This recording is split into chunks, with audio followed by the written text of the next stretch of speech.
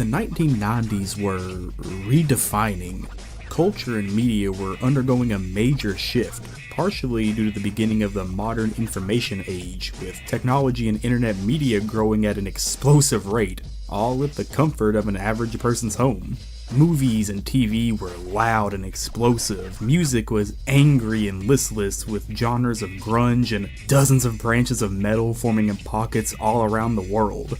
There was this growing feeling of rebellion in the air. Goth, skater, and gamer cultures became popular among groups while MTV sold out and fell behind in popularity to the growth of the internet, fueling the generation's progressively louder voices that were now connecting across borders.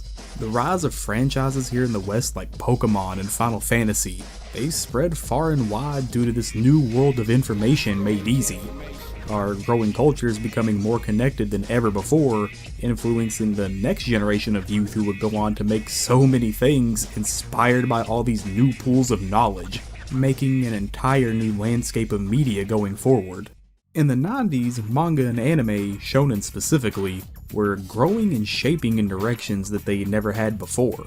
We had seen the progression of Goku going from plucky, clueless child to the savior of Earth and of the universe too now, I guess.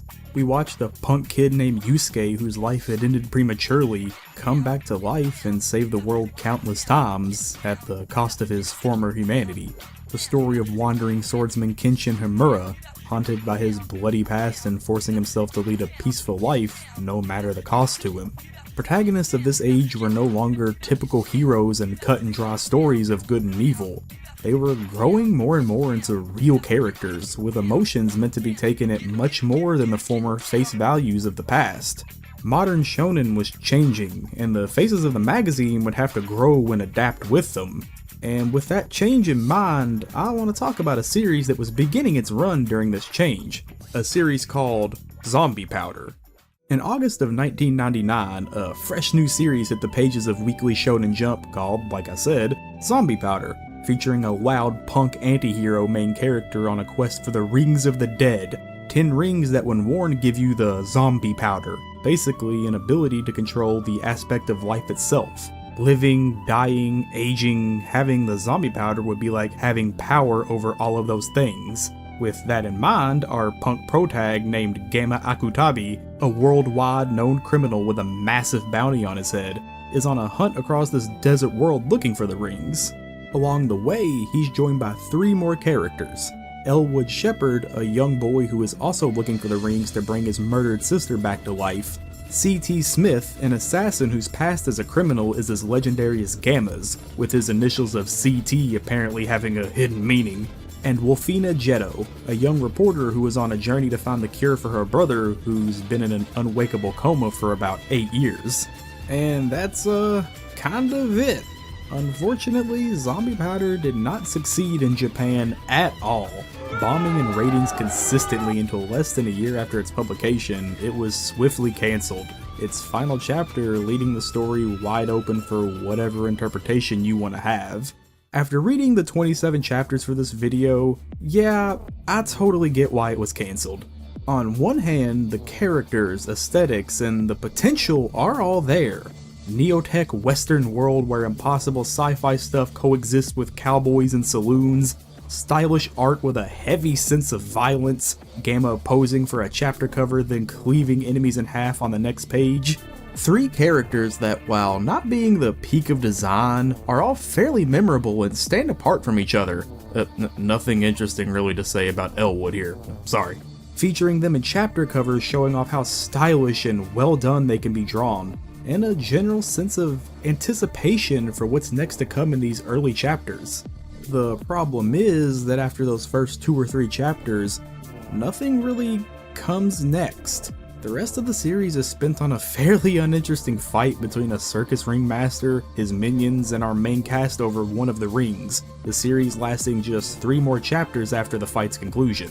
Now, in those last 3 chapters, the bits of interesting potential start to poke their heads up again, involving Gamma's childhood and the 7 other rings, but there was no more time left for Jump to give, and Gamma's full story was just never told. I get that Jump didn't want to spend more time and money on a series that was already failing, But the sting definitely hits harder with those last few chapters and the potential they showed. That sting was felt the hardest by none other than the artist of the series himself, one Tite Kubo. So yeah, obviously Zombiepowder was Kubo's freshman title that ran in the magazine. At this time, all he had done prior were one-shot concepts and character designs, this being his first real attempt at a weekly running series. His early one-shots are all pretty cool and show off his early sense of style and comedy. If you're interested, their names are Ultra Unholy Hearted Machine, Rune Master Urara, and Bad Shield United. They're all pretty fun. If you're a Kubo stan like me, go find them all on. Thumbs up. He's noted himself that during this time, his mental state was a wreck, not having faith in himself as a new artist and listening too much to his editors instead of his own instincts, which is still a problem with Jump editors today, but that's another story. He felt the happiest with the story in its final few chapters, to which I completely agree with. In terms of his artistic quality in the series, it was definitely strong, but not yet at the level of some of his peers at the time in the magazine. Kishimoto in early Naruto, Oda in early One Piece, while their own art styles were still developing, their initial chapters were striking and bold in terms of both art and story. Whereas for Zombiepowder, the art is never bad, it's just kind of plain. Paneling is very straight-laced, characters that aren't the main cast don't really shine too much. Artistically, despite the occasional cool shot or chapter cover, there wasn't much anything special to it, and the same could be said for the story.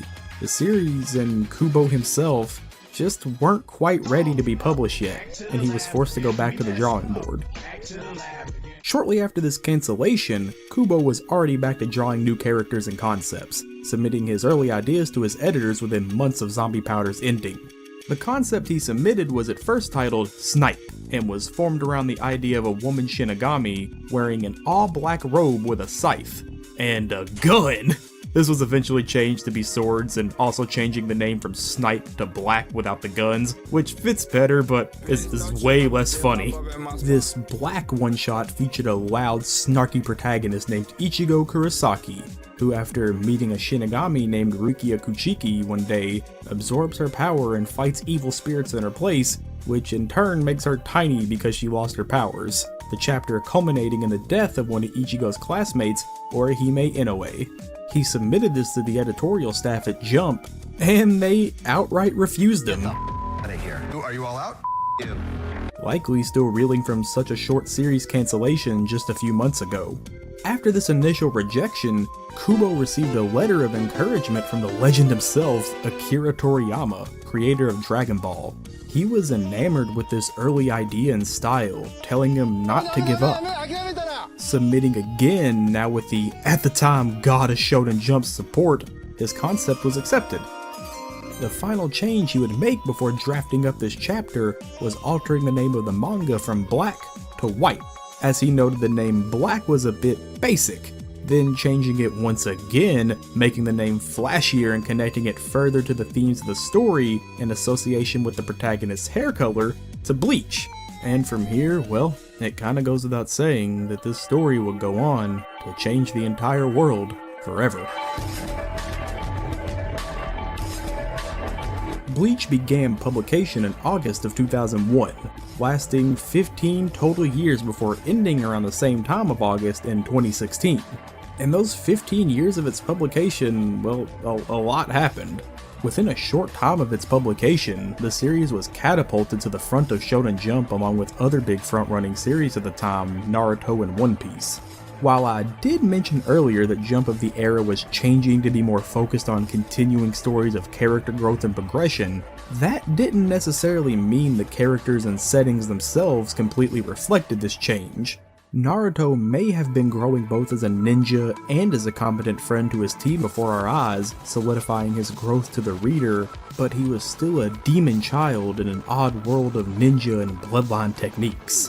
One Piece hadn't delved too much into what makes Luffy, well, Luffy yet, but between arcs like Arlong Park and Alabasta, which had occurred at this time, we had seen plenty of examples of characters who kept growing along with their adventures, as well as being fed crumbs about the world-spanning plot that's still unfolding to this day. But, like Naruto, the world of One Piece is one that exists to fit its grand-scale adventure, firmly outside any possible reality, with characters who exist to reflect that fantastical world. Then, in 2001, you're introduced to a new series, one that has to stand up to these fantastical worlds that the magazine is famous for. And instead, it's just set in Japan. And instead of a demon child with an ancient sealed power or a plucky young boy made of rubber meat and dreams, you instead just have a teenager. Someone who goes to school daily, has friends and family he cares about, and lives a normal life. Except, he can see ghosts. Now follow me down the rabbit hole for just a bit. Ichigo Kurosaki is a normal kid. Bright orange hair, tough, and takes no shit. Despite being a normal kid, there's one thing that sets him apart. He can see ghosts. Ever since Ichigo was a kid, he's had the ability to see spirits that hadn't quite moved on yet. Initially being scared of what he saw, it became so common in his life as he grew up that seeing some spook-ass shit just no longer really affected him. And instead, he made contact with the ghosts, learning who they were and what may be tying them to this world. His quote-unquote normal life is disrupted one night as he's resting in his room. A person clad with a slick black robe and a katana passes directly through his wall, completely ignoring Ichigo, who is watching them in confusion, their mind completely focused elsewhere. After some comedy antics between Ichigo and her, she begins to explain both what she is and what she is doing. The person in front of Ichigo claims herself as a Soul Reaper, someone who has been sent from a place coined the Soul Society to cleanse the living world of these hollows, the souls of former humans that have run rampant since their deaths, devouring both the living and the souls of the dead. In this world, spirits roam the earth and are divided into two different classes. Normal spirits that Ichigo and others can occasionally see and interact with, and the other class being hollows. A hollow is a spirit that, for one reason or another, did not cross over to the other side, and has wandered the world until their souls have become corrupted. These hollow souls take on monstrous forms that range in shape, size, power, and intelligence, and by that point, their souls can only be saved by these Soul Reapers. At that same moment, Ichigo's family are attacked by one of these exact hollows, his younger sister lying bloody in his doorway, prompting Ichigo to bolt out of the room and into harm's way to protect what he cares about, despite being powerless against the monster in front of him. The Soul Reaper stands shocked at both the boy's mental and physical strength, confused but with no time to think. Before he takes a potentially fatal blow from the hollow, the Soul Reaper blocks an attack using her body in defense of the human boy she had just recently met. Behind Ichigo lies his bloodied family, and in front of him lay the one who is trying to protect them all, his own powerlessness never more apparent than right now. Unsure of what to do, no way to handle the threat of this hollow, the Soul Reaper makes a desperate move. By transferring her power, the power of death itself, into the boy, he could don her sword and fight to protect what's important to him. No time to think, the hollow coming closer, he agrees, telling the Soul Reaper to get on with the transfer. She smiles and informs him that her name is not Soul Reaper, she is the one and only Rukia Kuchiki, the one who would shine a bright light into Ichigo's life. Time running shorter, the hollow about to strike. With a smile and a prayer, she transfers her power into him through a DMC-style chest pierce. The pressure from the power is explosively released, with an intense and heavy slash blowing away both the whipping wind, but also the arm of the once frightening hollow. The dust settles, and boldly standing in the center of the confusion is Ichigo Kurosaki, now wearing the same sleek black robes as Rukia, the sword over his shoulder massive from the swelled power he has inside. Shout out Berserk for creating all big swords in media ever. Eternal respect to Mira the Goat. Using his newfound strength given to him by Rukia, with just a flick of his wrist once more, Ichigo blows the hollow away, cleansing the corrupted soul while protecting both his family and new Soul Reaper friend, his life forever changed by this new power. So, I wanted to just kind of go over the first chapter in its entirety there to really analyze why I think it's one of the strongest first chapters in Jump ever, maybe? Let me explain. The first chapter in your series is, without a doubt, one of the most important chapters it will ever have. Sure, some series take multiple chapters and sometimes even whole arcs to discover what they really want to be, but that first chapter is, well, a first impression. It's the first and sometimes only opportunity for the author to lay down on the line what exactly it is they're going for, and to make the reader want to come back next week or month to see where this new character, world, and story goes next. And while I can think of multiple examples of series whose first chapters do not reflect where the series ends up, that initial concept kept people hooked long enough to find that moment where the author themselves found out what they wanted to do. And with Bleach, it's almost a perfect encapsulation of what the series both is and what it would come to be. You learn exactly what you need to know about your protagonist Ichigo, a punk kid with a heart of gold that will do whatever it takes to protect what he cares for. You learn plenty about the world this story will take place in, between Hollows and Soul Society, terms like Kido and Zanpakuto. It already feels like there's an established lore with elements to learn about as time goes on, but without overloading you with too much info for a first chapter. And what I would say what is arguably most important about Bleach, you see firsthand how devastatingly beautiful Kubo's art can be, and above all, how cool it can be. These things are what would go on to make up the backbone of Bleach, these three pillars of the series in a way, that being personal character growth and connections, the progression of Kubo's art, and lastly, the lore of the world and how it ties in with the story as a whole. Keep these three things in mind, we'll come back to them later. After this explosive first chapter that instantly solidified Bleach as a strong weekly series to stand next to the rest of the heavy hitters in Jump, this story and world would begin to unfold, introducing new characters who would go on to make up the rest of the main sidecast of the series. Orihime Inoue is one of the few holdover characters from the original one-shot, with major aspects of her personality and backstory still being present in this version of her character. In both a good and bad way, she's the typical lead woman healer character. She's goofy, clumsy, funny, incredibly sweet, just all around adorable, and very obviously madly in love with Ichigo. Serving as a positive breath of fresh air for her friends, her personal life is one that's full of constant pain, living alone and raising herself after the tragic death of her older brother, who looked after her after escaping their abusive parents together, having to struggle to stay afloat in school, cooking and caring for herself, and now dealing with the sudden reality of Ichigo's life and death battles to protect her and others. It takes a silent toll on her that she refuses to ever let show towards her friends, instead smiling and being their crutch to lean on, a positive voice in each of their lives.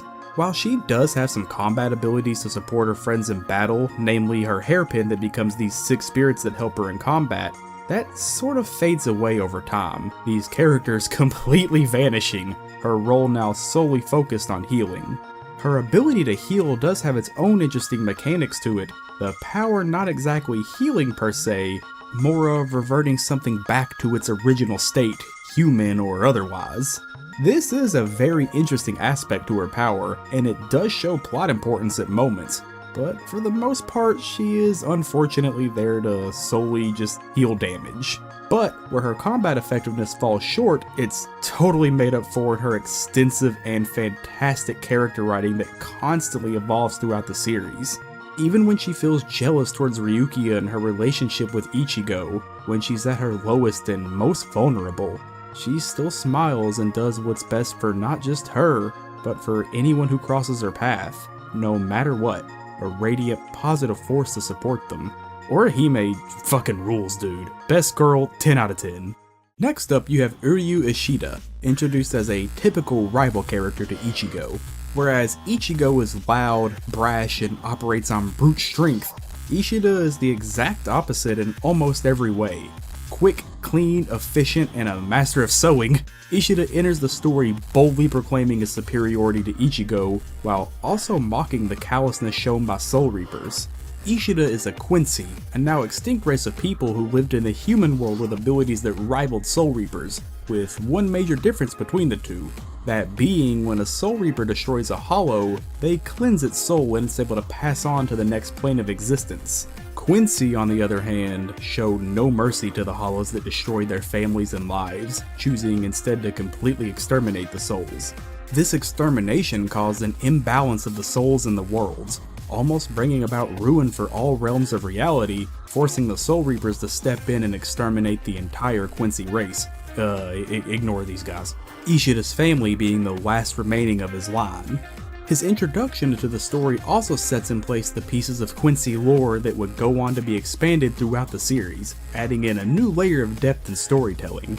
His grandfather and master, the only other Quincy that Uryu could relate to in his life, was hunted down and murdered by Soul Reapers, causing the usually level-headed Quincy to sometimes lose his cool to protect his Quincy name. This intertwines with his character, making him proud to a fault, but never so far as to ever hinder his ruthless intelligence, willing to throw his own life and power away to avenge his family and protect his clan's name, making him a perfect foil for Ichigo, the opposite personality who would make the exact same choices as him. Ishida combats Hollows with his Quincy power, manifesting as a bow and arrow that he fires powerful soul energy from, which makes sense when subtly referenced in his deft handwork and sewing like I'd mentioned earlier. As the series goes on, he always gets strong moments at each arc, and despite his character arc itself not having too many places to go outside of the Quincy lineage and how it ties in with the plot, he's still a really enjoyable friendly rival who feels like the one other major cast member to, at least in some way, keep up with Ichigo's growth and power. Also, his dad said fuck being a Quincy cause I don't get paid, son, and that's hilarious. Fuck yeah, Ryukin rules. Also, Chad exists. Look, I do love my man Chad, especially how he's used in comic relief in the early chapters, but there's honestly not too much to say. His arm powers are hollow in their nature, and he has a mixture of Japanese and Spanish blood, holding that heritage close to his heart. Although, let's be real, in this interview Kubo straight up admits that he just kinda drew Chad looking a little Mexican and decided, hey, that might be cool, I'm gonna go with that. Whatever, it worked out in the end. Anyway, in Pre-Soul Society, he uses his massive size and strength for good, to protect what he loves in the memory of his dead grandfather, vowing never again to use his massive strength to hurt anyone. It's through his relationship with Ichigo, who once showed up and helped him out by being a real big badass, this scene rules, that he finds something to use his strength for, that being to protect what he holds dear to him. He's also a giant, quiet goofball who I really do enjoy, both personality and design-wise. In each arc, minus the last where he just barely exists, he kind of has a singular moment where he's able to shine or be relevant to the plot, but only for that single moment each time. He was never high in popularity polls, and Kubo kind of just shoved him to the side further and further as time went on. That's literally and unfortunately it. Sorry, Chaddo. With this main cast, the first 50 chapters of Bleach kick off in a mostly Hollow of the Week format.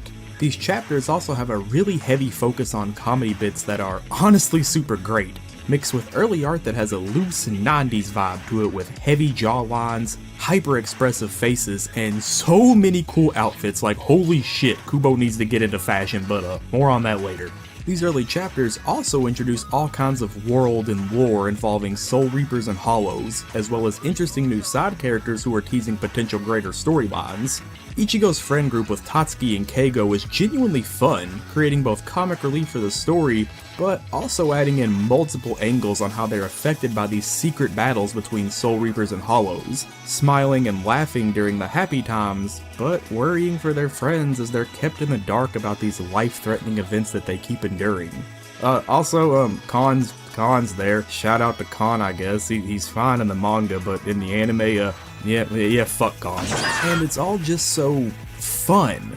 It's hard to really pinpoint the exact reason, but it feels like with this whirlwind of a strong cast, art that is consistently outdoing itself, comedy that's legitimately funny, battles that are wildly cool, and the natural awakening of the cast's powers through the story's events, forcing Orihime and Chad to finally join the squad proper as fighting members. It creates such a rock-solid foundation to start the series on. These little teases of things that come, like Urahara and Ichigo's dad being kinda suspicious, outside of Ishim wanted to see his daughters naked, that's just double sus. As well as the introduction of Ichigo's past, learning that his mother was killed in front of him in an effort to protect him from some invisible threat. Ichigo himself falling into a constant depression because he couldn't protect her, the thing that he held so dear to him. It keeps you so engrossed from chapter to chapter, waiting to see how Ichigo's journey continues, all the while Kubo's art slowly growing better and better, more expertly mixing his thematic writing in with each shot. These themes begin to culminate at chapter 51, with the arrival of 2 Soul Reapers sent by Soul Society to hunt down a missing criminal, Rukia Kuchiki, our secondary Soul Reaper main character. These 2 Soul Reaper agents who have arrived are the now legendary Renji Ibari, a loud and brash punk similar to Ichigo, along with his captain, the silent and short in his early art, Byakuya Kuchiki, Rukia's older brother, forcing Ichigo to stand up and fight to protect his friend. The same friend who came along and gave him the power to protect anything in the first place. The first major change in the story here is that, up until this point, all of Ichigo's real enemies had been hollows, but now he was faced with 2 other people, with powers similar and greater to his, revealing the new form of combat techniques that would begin to appear in the series, Renji's Zanpakuto transforming into a chain blade with fangs. Despite giving his best shonen protag power boost a try, forcing even Renji with his enhanced sword to step down, he is crushed under the weight of the ones who are stronger than him, Byakuya instantly cutting down Ichigo with a single strike, the 2 Soul Reapers taking Rukia back with them to Soul Society, Rukia herself doing whatever she can just to keep Ichigo alive as her brother holds his life in the balance, leaving Ichigo bloodied and defeated, unable to protect someone close to him yet again, just like his mother before. As the rain falls and life fades from Ichigo, he is approached with a chance to get stronger, a chance to protect what he failed before, and lastly, a chance that he knows he has to take, because if he doesn't, he will lose something dear to him yet again. The path ahead of Ichigo was a new and deadly one, but he wouldn't walk it alone. Summer vacation begins and the pieces are in place, starting what is now known as the Soul Society arc, an arc that would go down in history as one of the most influential and celebrated stories in the entire run of Weekly Shonen Jump. From this point on, Bleach was no longer just another running title with substantial popularity. All of Kubo's initial talents mentioned earlier had begun breaking their limits, introducing a whole new world where an entire cast of powerful and striking characters lived, our main crew being in a strange and unknown place, and a goal that most readers at the time were clamoring over, that being, save Rukia, the arguably at the time, secondary main character. So, around this point in the real world, it was between 2003-2004. At the same time of Soul Society, next door to Bleach's rising popularity was One Piece, early in its Water 7 arc, which when combined with Enies Lobby is another monumental story in Shonen Jump. And on the other side was Naruto in the middle of the Sasuke retrieval arc, which is a landslide arc, yada yada yada. You get what I'm saying here? These are 3 of the biggest arcs in Shonen Jump history. And while being at totally different points in their arcs, they all ran concurrently and, shonen tropes aside, were vastly different from each other in what they were and how the stories were being told. This began the legendary run known today as the Big Three, where all of these series dominated the manga world while completely retaining each of their individuality. Manga sales of each series were through the roof, reaching highs that the magazine hadn't seen since the days of Dragon Ball and Fist of the North Star.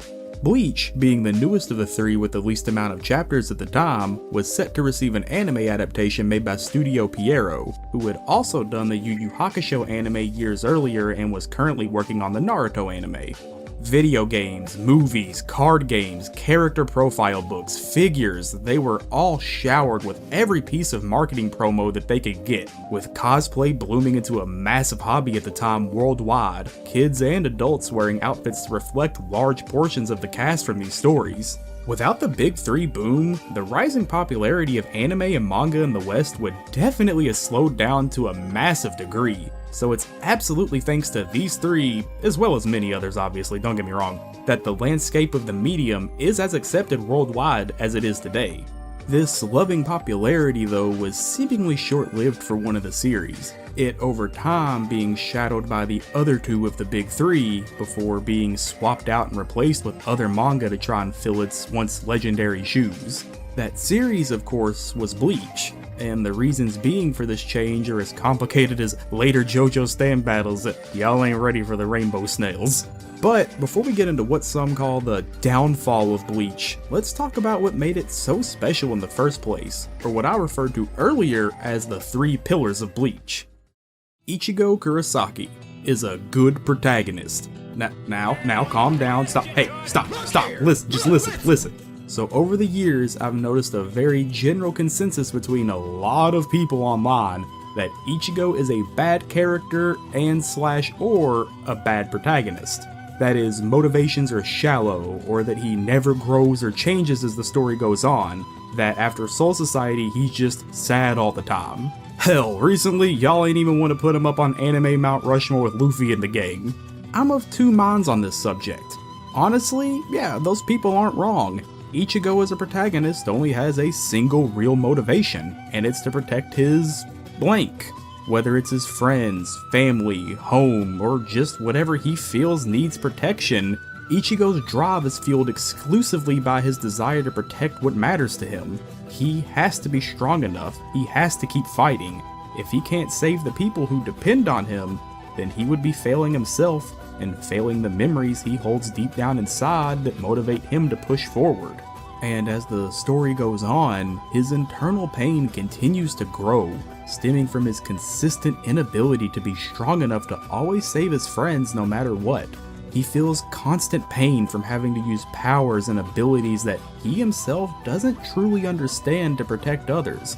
A power that could possibly hurt them as much as it helps them, it whispering in his ear of his possible failure each time he fights. And as a main character in a series that's thrived from day one and how grounded it was in our reality, that's fine? Good even? Ichigo is, outside of all of the shonen shit, a teenager. He has emotions that are rocked by the world he lives in. Ichigo is a realistic kid who brutally lost his mother and lived his life from that way on to make sure his friends, family, and himself never suffer that pain again. So as the series goes on and time again his friends are taken and hurt, when they look to Ichigo to protect them and he isn't able to be there, of course it would affect him. Yeah, he's a shonen protag and can power up, get mad, and go fight to save his friends, but that doesn't mean he can't feel the lasting pain of losing them in the first place, or the feeling of helpless weakness that comes from using strength that isn't your own to save what you love. This is the kind of thing that translates so well into almost every major character in the series, and is the first pillar of Bleach, that being its incredibly strong and real character writing. A huge portion of the main cast are written in such a way that they wear their personalities on their sleeve, usually letting the reader take a quick visual glance at them and form all kinds of opinions before they even speak. But past that, it's the incredibly heartfelt and emotional way that these characters express themselves over time that makes them so significant.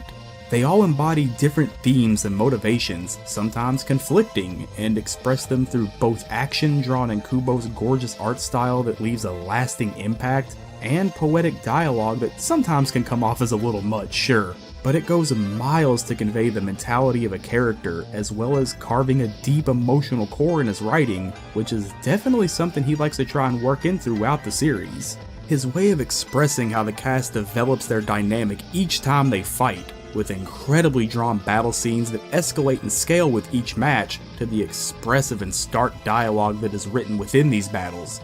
It creates this completely unique feeling to the way fights play out through the entire series, perfectly mixing his art with his writing.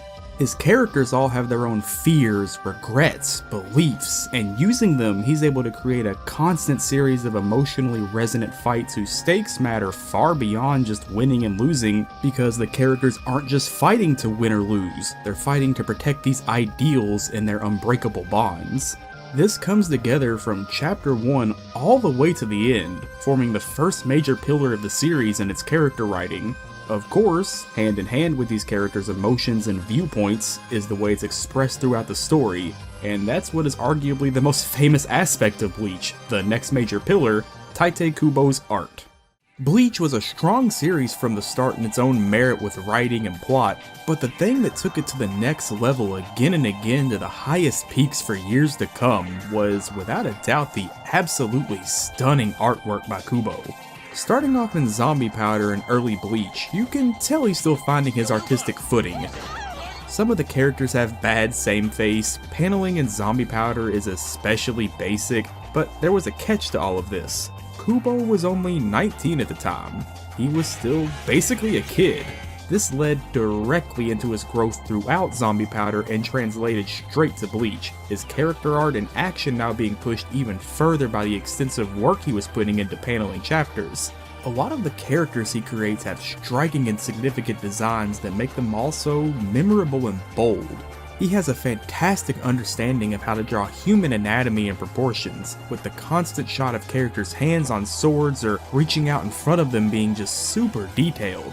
Characters' blades swing through chapters themselves, creating the flow of an entire page's structure to form around the action, executed with a legit and masterful use of black shading and shadow to help hammer home both how stark the contrast in the art is, as well as the intensity of a single moment. Up to this point, I've obviously used manga shots that are both the original black and white, as well as digital color comic editions you can find online. I personally prefer the black and white. Kubo's understanding of how to use the medium to take these two tones and elevate them to the next level is just insane. But that doesn't mean the colored edition is bad at all. Hell, sometimes I think it adds really nice flair, and that's why I've been using those chapter covers for constant backgrounds in this video.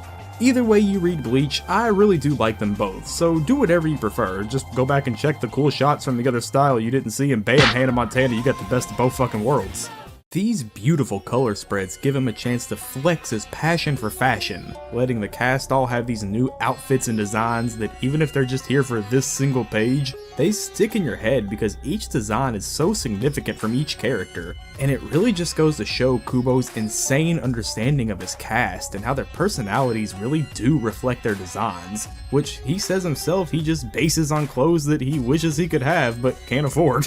There were hundreds of chapter covers that are just ridiculous works of art that focused on sometimes a single character profile or had a beautiful full color spread of the crew just hanging out. Like each chapter would just begin with a huge visual treat. Going even further, he began to delay the chapter title and number drops, no longer at the start of every chapter, and instead planted somewhere inside where it had the most emotional impact at the time, whether it's an intense action moment with the title just being sliced in with the movement, or just blended into the art itself to have so much more of a visual and emotional gratification from just the effortlessness of how cool it is. Kubo also has a super obvious interest in other cultures, showing this in both his specific characters who reflect these interests as well as entire factions that are founded in cultures that aren't Japanese. The Arrancars all follow a Spanish theme, hailing from Hueco Mundo, the Spanish phrase for hollow world. This reflects both in their character names, moves, and design sensibilities, tying Chad back to them as well due to his heritage. On the other end, you have the Quincy, which are directly inspired by deep German influence in the same way the Arrancars are Spanish. While it never goes too deep into these two cultures and what they mean to the world and Kubo himself, the constant homages to them really help inform the reader just how cool he really does find these other cultures, and how he wants to constantly include them in his writing.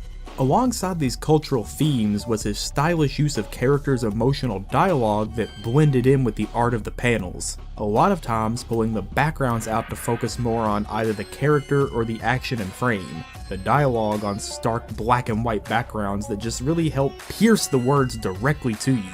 One of Bleach's biggest criticisms in its art is Kubo's tendency to just stop drawing the backgrounds, to on one hand focus on the character in the forefront, but on the possible other hand, he just might not have felt like drawing it. I admit that sometimes he absolutely just forgets about where his characters are fighting, usually forcing them into bright white areas or the sky itself to have combat play out, but like, this is never something that has bothered me, honestly. I don't care about some random white walled room in Las Noches enough to be upset if it isn't in every shot when the art is clearly trying to focus on the character and frame instead. This abstractness in the art just helps propel the character art to be as memorable as it is, as well as also thematically fitting with the series itself, the panels bleached, with the focus being on the emotion in front of you. Using this beautiful artwork and mixed with this impactful character writing, they come together to make the world, lore, and what is the final pillar of the series, the story of Bleach. The lore of Bleach is thick with 46 Cs, Throughout the series, new terms that include people, places, items, and magic that's names vary based on who's using it are constantly introduced. Even if it's literally the same goddamn things with different names, stuff is always being brought in to help make the world of Soul Reapers and Hollows much more believable, each having their own societies with rules and cultures. A problem with that though is how much of it that's introduced that just doesn't fucking matter. Like the threads of fate that Ichigo can see and follow, Soul Reaper's threads being dyed red and never does again. Or mod souls that aren't Khan that isn't some filler arc in an anime. Or that dimension barrier Aizen and the Espada use that no one can touch for some reason. Or how the noble clans of Soul Society keep coming up and are never actually important at all.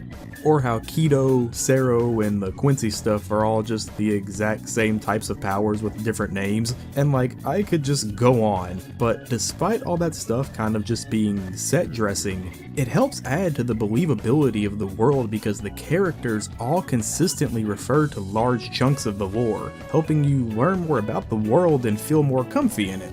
The sword a Soul Reaper carries is called a Zanpakuto, which all house souls inside of themselves and can be called out for combat, while their robes are called Shihakusho and provide a very basic defense while also being personally styled for the more important members of Soul Society. Throughout the entire series, these are referred to by these exact names in text, almost never shifting to just sword or katana or even just robes, keeping the consistency and adding believability to the world. On top of that, these Zanpakuto can transform themselves based on the soul resonance with the wielder.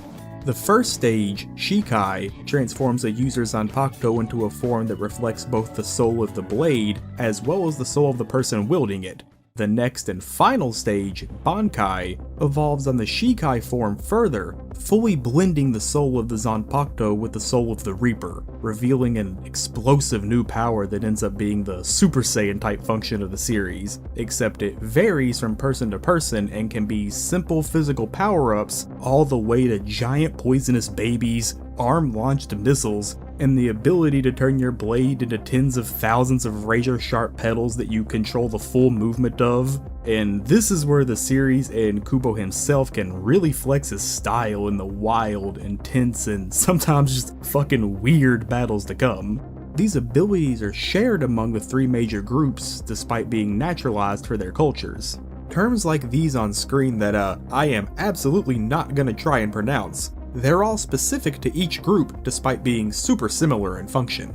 The story is constantly dripping with these small little details that just go the extra fucking mile in solidifying these characters' heritage and foundation. Kido, which is just Soul Reaper magic, is numbered 1 through 99, with its power growing as the numbers increase. The reverse of it being Seros that are used by Hollows. Kido and Sero were a lot of the times just supplementary to the sword fights of the series, so there's not much deep explanation behind the powers themselves, but through the little knowledge you get, you understand how they work and that the number is an indicator of strength, powerful users casting high-level Kido in an instant. All these subtle little details and differences that just don't really matter but go so far to define the characters in this world. Soifan's family lineage and the 4 great Soul Reaper clans that don't really matter other than to bestow noble status onto some people.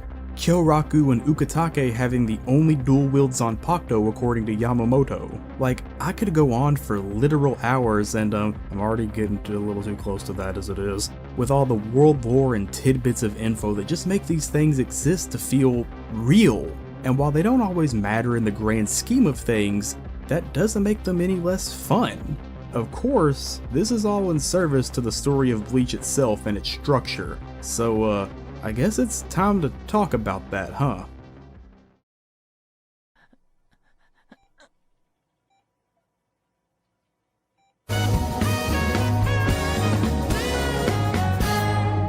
Like I had said earlier, the Soul Society arc was a pivotal moment in both Bleach and Jump history itself. Taking the 4 main cast members to another world in search of the missing 5th member, the series' tone has fully shifted from monster of the week type battles to one-on-one confrontations, the main cast both winning and losing as they go.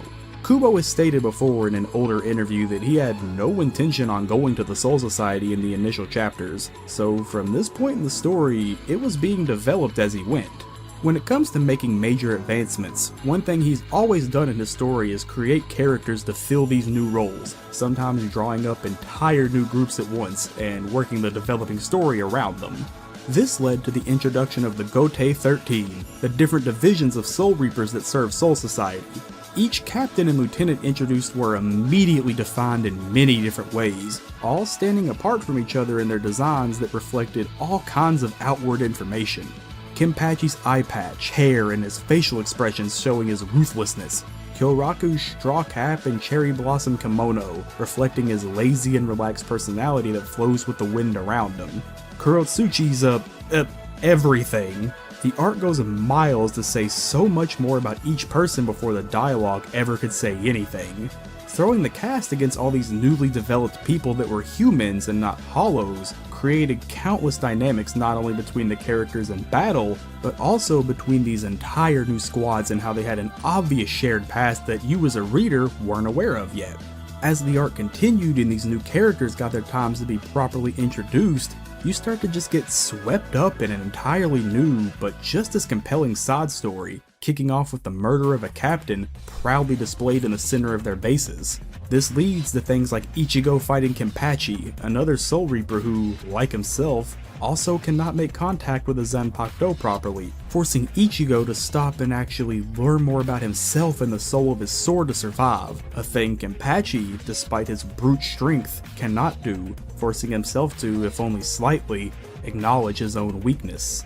Ishida vs Kurotsuchi, the genius Quincy thrown against the mad scientist Soul Reaper who not only was responsible for the death and extermination of hundreds of Quincy, Ishida's grandfather and master included, he enjoyed it, forcing the level-headed Quincy to become as ruthless and mad as his opponent. He also just kept a picture of Ishida's grandpa in his robe, I guess, but oh. Chad vs Kyoraku, where up until now, brute-streaked freak beast of the squad is forced to stop and reflect on himself at this moment. His usual unstoppable power that we had seen up to this point, mixed with the confidence his friends have in him, proved to be completely outclassed by the captain he's run into, Kyoraku cutting Chad down in a single strike.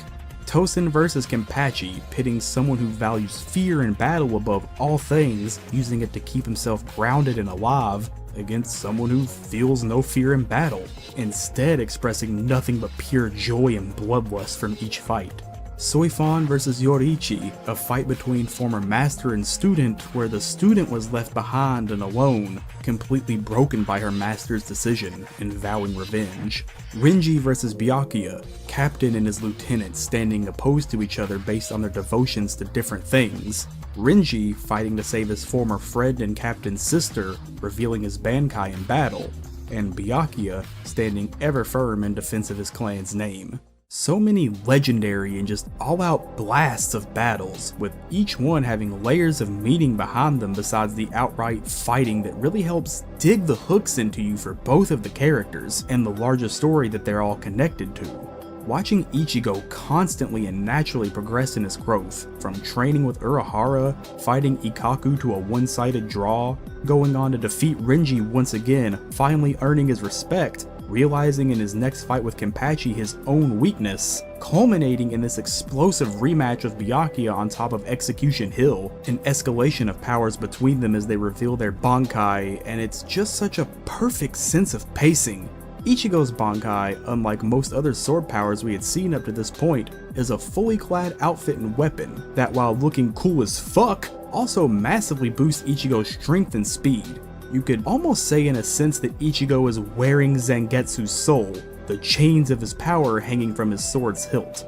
As Ichigo and Byakuya's swords finally clash, both using their Bankai, the hollow inside of Ichigo begins to force his way out, the dark power finally coming to a head, almost defeating Byakuya itself, before it's finally subdued by Ichigo's own willpower to finish the fight himself like he's fucking Master Chief. Finishing this fight.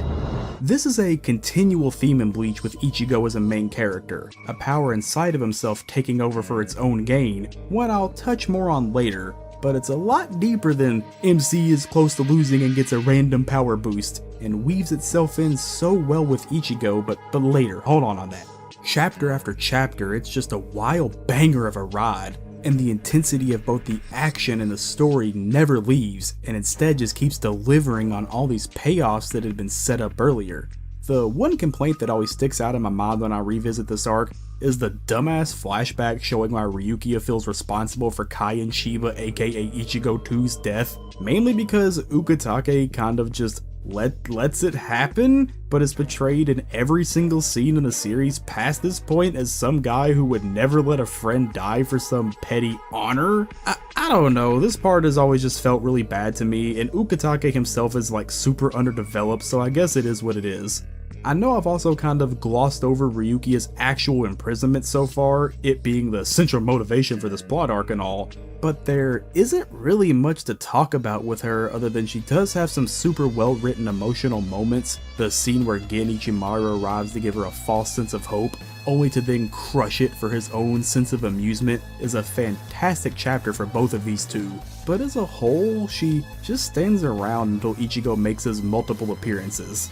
But then it reaches peak fucking fiction and sweeps the rug out from under you like 7 goddamn times, Aizen revealing himself to be the biggest mastermind ever, setting up the entire arc and faking his death, with the next few chapters being devoted almost exclusively to him just standing there explaining how he planned everything while literally no one can touch him, finally stealing exactly what he wants, stopping Ichigo's blade with the touch of his fucking finger, opening a big ass hole in the sky, disintegrating his glasses, slicking his hair back looking like he's Ryan Gosling in fucking Drive, and pissing off into the hole wherever the fuck the hole go, ending the arc in an instant while expertly wrapping up every major thread the plot had left open, leaving new threads in their place. Ichigo is called the savior of Soul Society, even though, like, why was he called the savior here? What did he actually do to be named that here? Like, he beat the dog piss out of a few people, his friends blew a bunch of shit up, he out-Bankai to captain, and Aizen got exactly what he wanted and left as planned, technically winning the arc for himself. Savior later on, yeah, for sure, but how now? Anyway, we're also given the full backstory into why Byakuya would willingly capture, imprison, and follow the execution order of his own sister. Short version, it's his dead wife's sister, and he took Ryukia in to watch over her in his wife's memory. But he is the head of one of Soul Society's noble clans, a concept that does not matter at all in the series. He was trapped in his duty to Soul Society to follow his orders. A reasonable explanation, but when you mix in how unimportant these noble clans really are in the story, it just makes this come off as stupid the further away you get from it. Whatever. The cast heals up, says their goodbyes with the knowledge that Aizen will return, and we head back home to school, the Soul Society arc ending on a perfect note. An arc that was, by all accounts, a constant banger with only a few small points to really breathe before the action and story just peaked again, solidifying Bleach forever in the history of not just Shonen Jump, but the world itself. From here though, things got a bit dicey.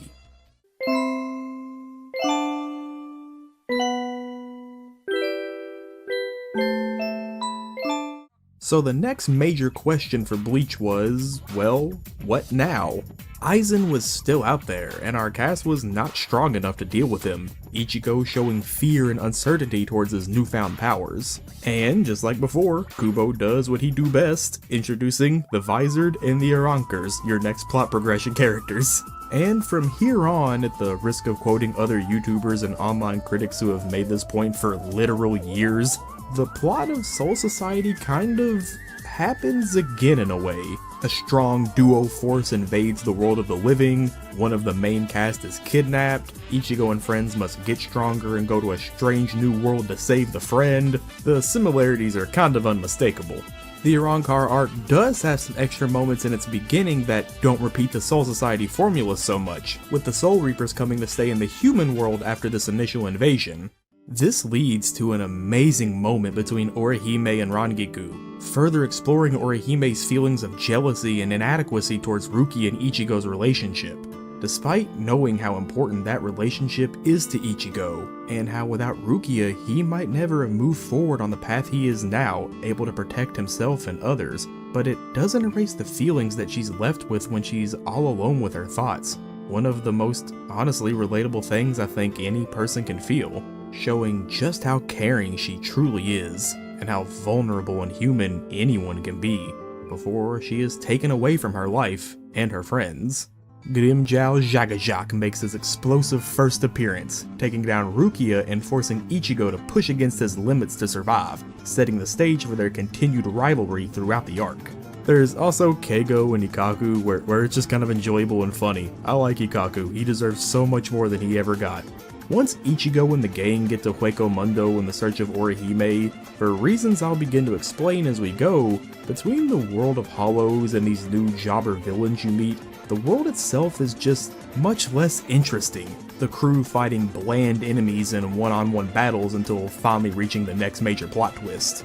Also, Hueco Mundo conceptually is really cool, a vast, grayish desert with nothing but emptiness due to the nature of Hollows, but in practice it's kind of just a boring desert where all the fighting is done in stark white empty rooms.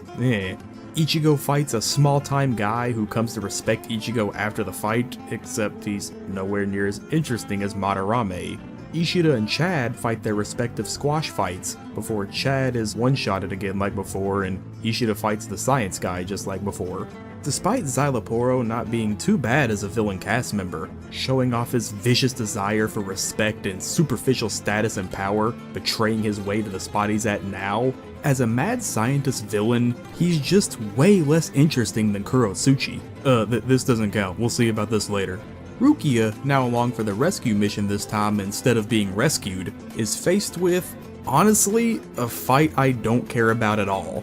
Between already being mixed on the Kaien situation, and one of my least favorite tropes being, oh no, he looks like someone I know, I guess I can't even touch them now, damn, fuck, guess I'll die. Like, this reason for hesitation is just so lame in any series. Also, Byakuya fights this guy, but I also literally don't care because he looks like this and is lame. Byakuya cool as always though, he ain't never gonna stop that. Ichigo fights Grimmjow yet again and despite winning, is met with Nyotra, forcing the cute person that's been hanging out with the cast to become a hot girl and save Ichigo once again, just like before. Except, this one is always throwing up. Yeah, I see you, Kubo. I don't know if I like what I see, but I see you. I'm into that shit! Grimmjow definitely does have much more of a lasting impact as a villain. One reason being how relentlessly cool and cocky he is, but also because his early introduction and continual character growth both alone and with Ichigo, it really helps you care so much more about him as a member of the cast. He's greedy, proud, loud, but that doesn't detract from his ideals and motivations, sticking to some kind of code of moral and honor consistently throughout the series, refusing to fight a wounded Ichigo, or repaying Orihime's favor of reverting his arm, almost kind of like someone else from Soul Society who was a villain character until midway through when more time was spent with them. Also, Nyotra, despite being fairly one-note, is just such a cool design with raw shitbag energy that it really propels him high up in my mind. He does have a connection to Nell with his backstory, being responsible for her infantification due to his fear and jealousy of her, his pride scarred when she saved his life, besmirching his name as an Espada. His character writing is fairly strong despite his time in the series being so short. He's also the reason Kenpachi gets one of the funniest power boosts fucking ever, that being, what if I use 2 fucking hands at the same time, you dumb bitch? Like, holy shit, that's so funny and raw, I love it. But yeah, this entire cycle had just been repeated, with slight variation obviously, in a much less satisfying manner. And that stems from one clear thing, and that's because the Arrancars as characters are just not as interesting as the Soul Reapers. One of the reasons Soul Society was so successful, like I had mentioned, was the influx of story coming from both Ichigo's team as well as the entire Court Guard squads. While the story marched forward, you learned so much about each of these new characters and grew to care about them from both viewpoints. One as enemies to Ichigo and team, and the other is just people going about their day-to-day routines with how they think and feel. Now, there are some great Arrancars, the Espada especially, that being the top 10 under Aizen's personal command. Grimmjow, who I've already talked about, Ulquiorra, Stark, Nyoitra. There are some that absolutely get to shine bright in this arc, but as a whole, looking at the Arrancars who've fallen up to this point, it comes off as much less involved than Soul Society, hindering how much you're able to care about a lot of these new characters.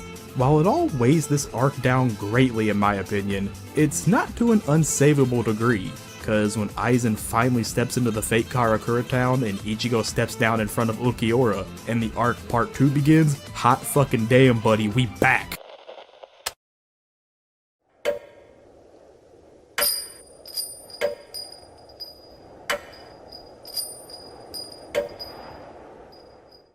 So yeah, flashback arcs, a bit of a hot topic online.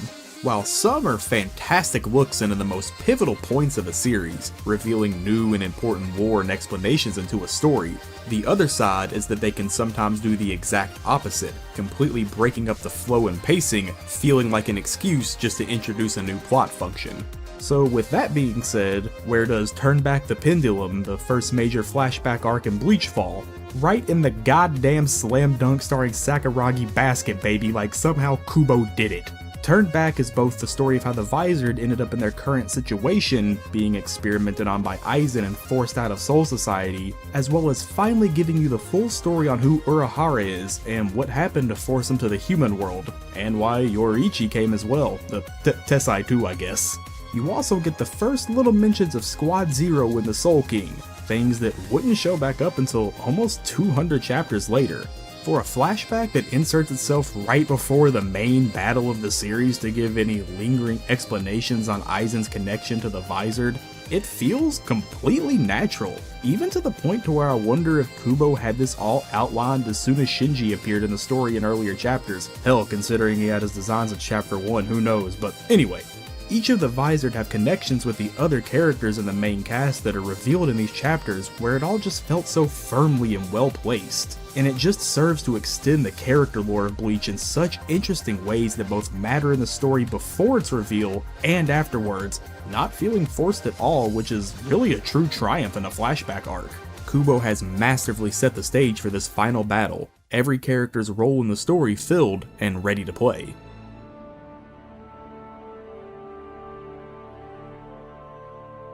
Ichigo finally begins his battle with Ulquiorra, the one who has been standing directly in his way of rescuing Orihime all of this time.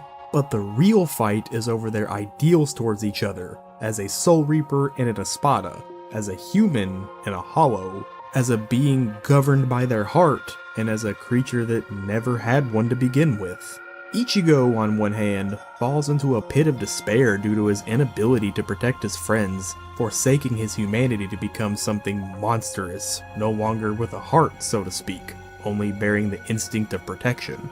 And on the other side, Ulquiorra is forced to confront something that he fundamentally cannot understand, something that he's lived his entire life without, the heart of humanity. The soul that flows through each being, extending outward towards others despite trivial differences.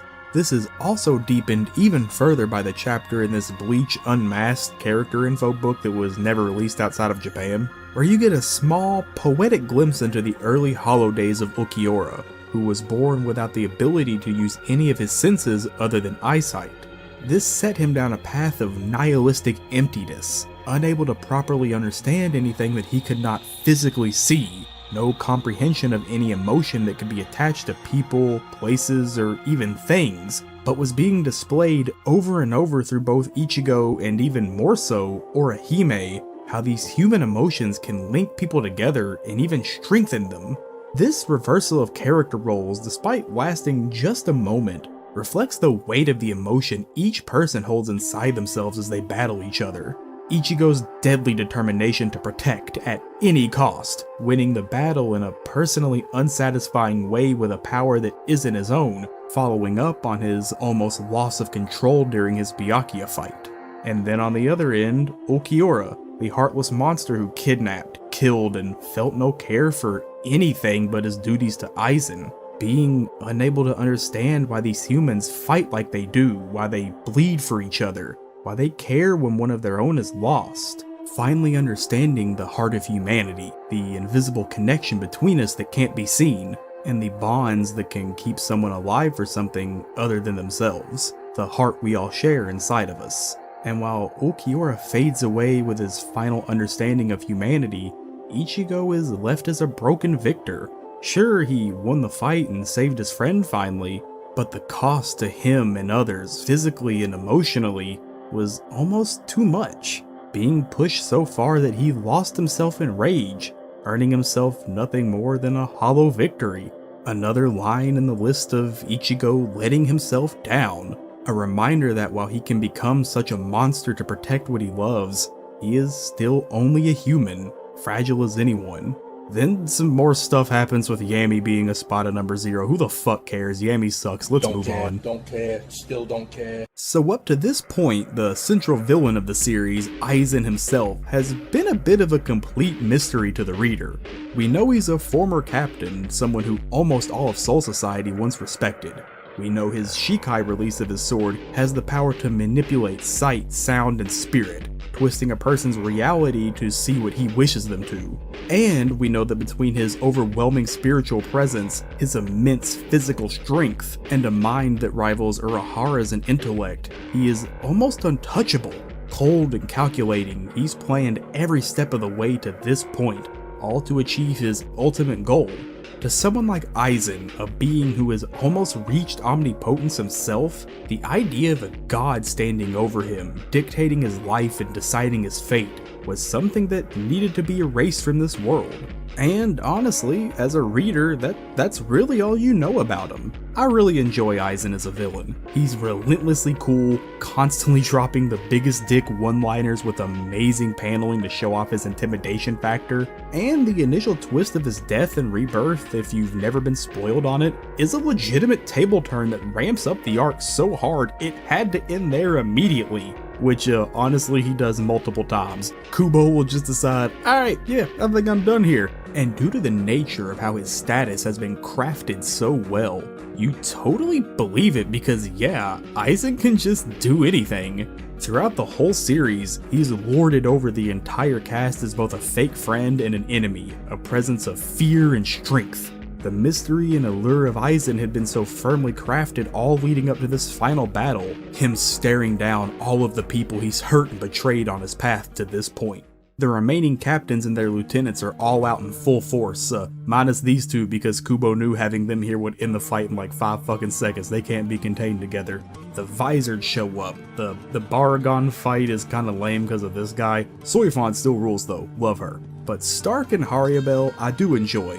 I don't think their fights are the peak of Bleach's action by any means, and they honestly both kind of get done dirty, but their characters are very strong, Stark especially, and it helps solidify them in the story.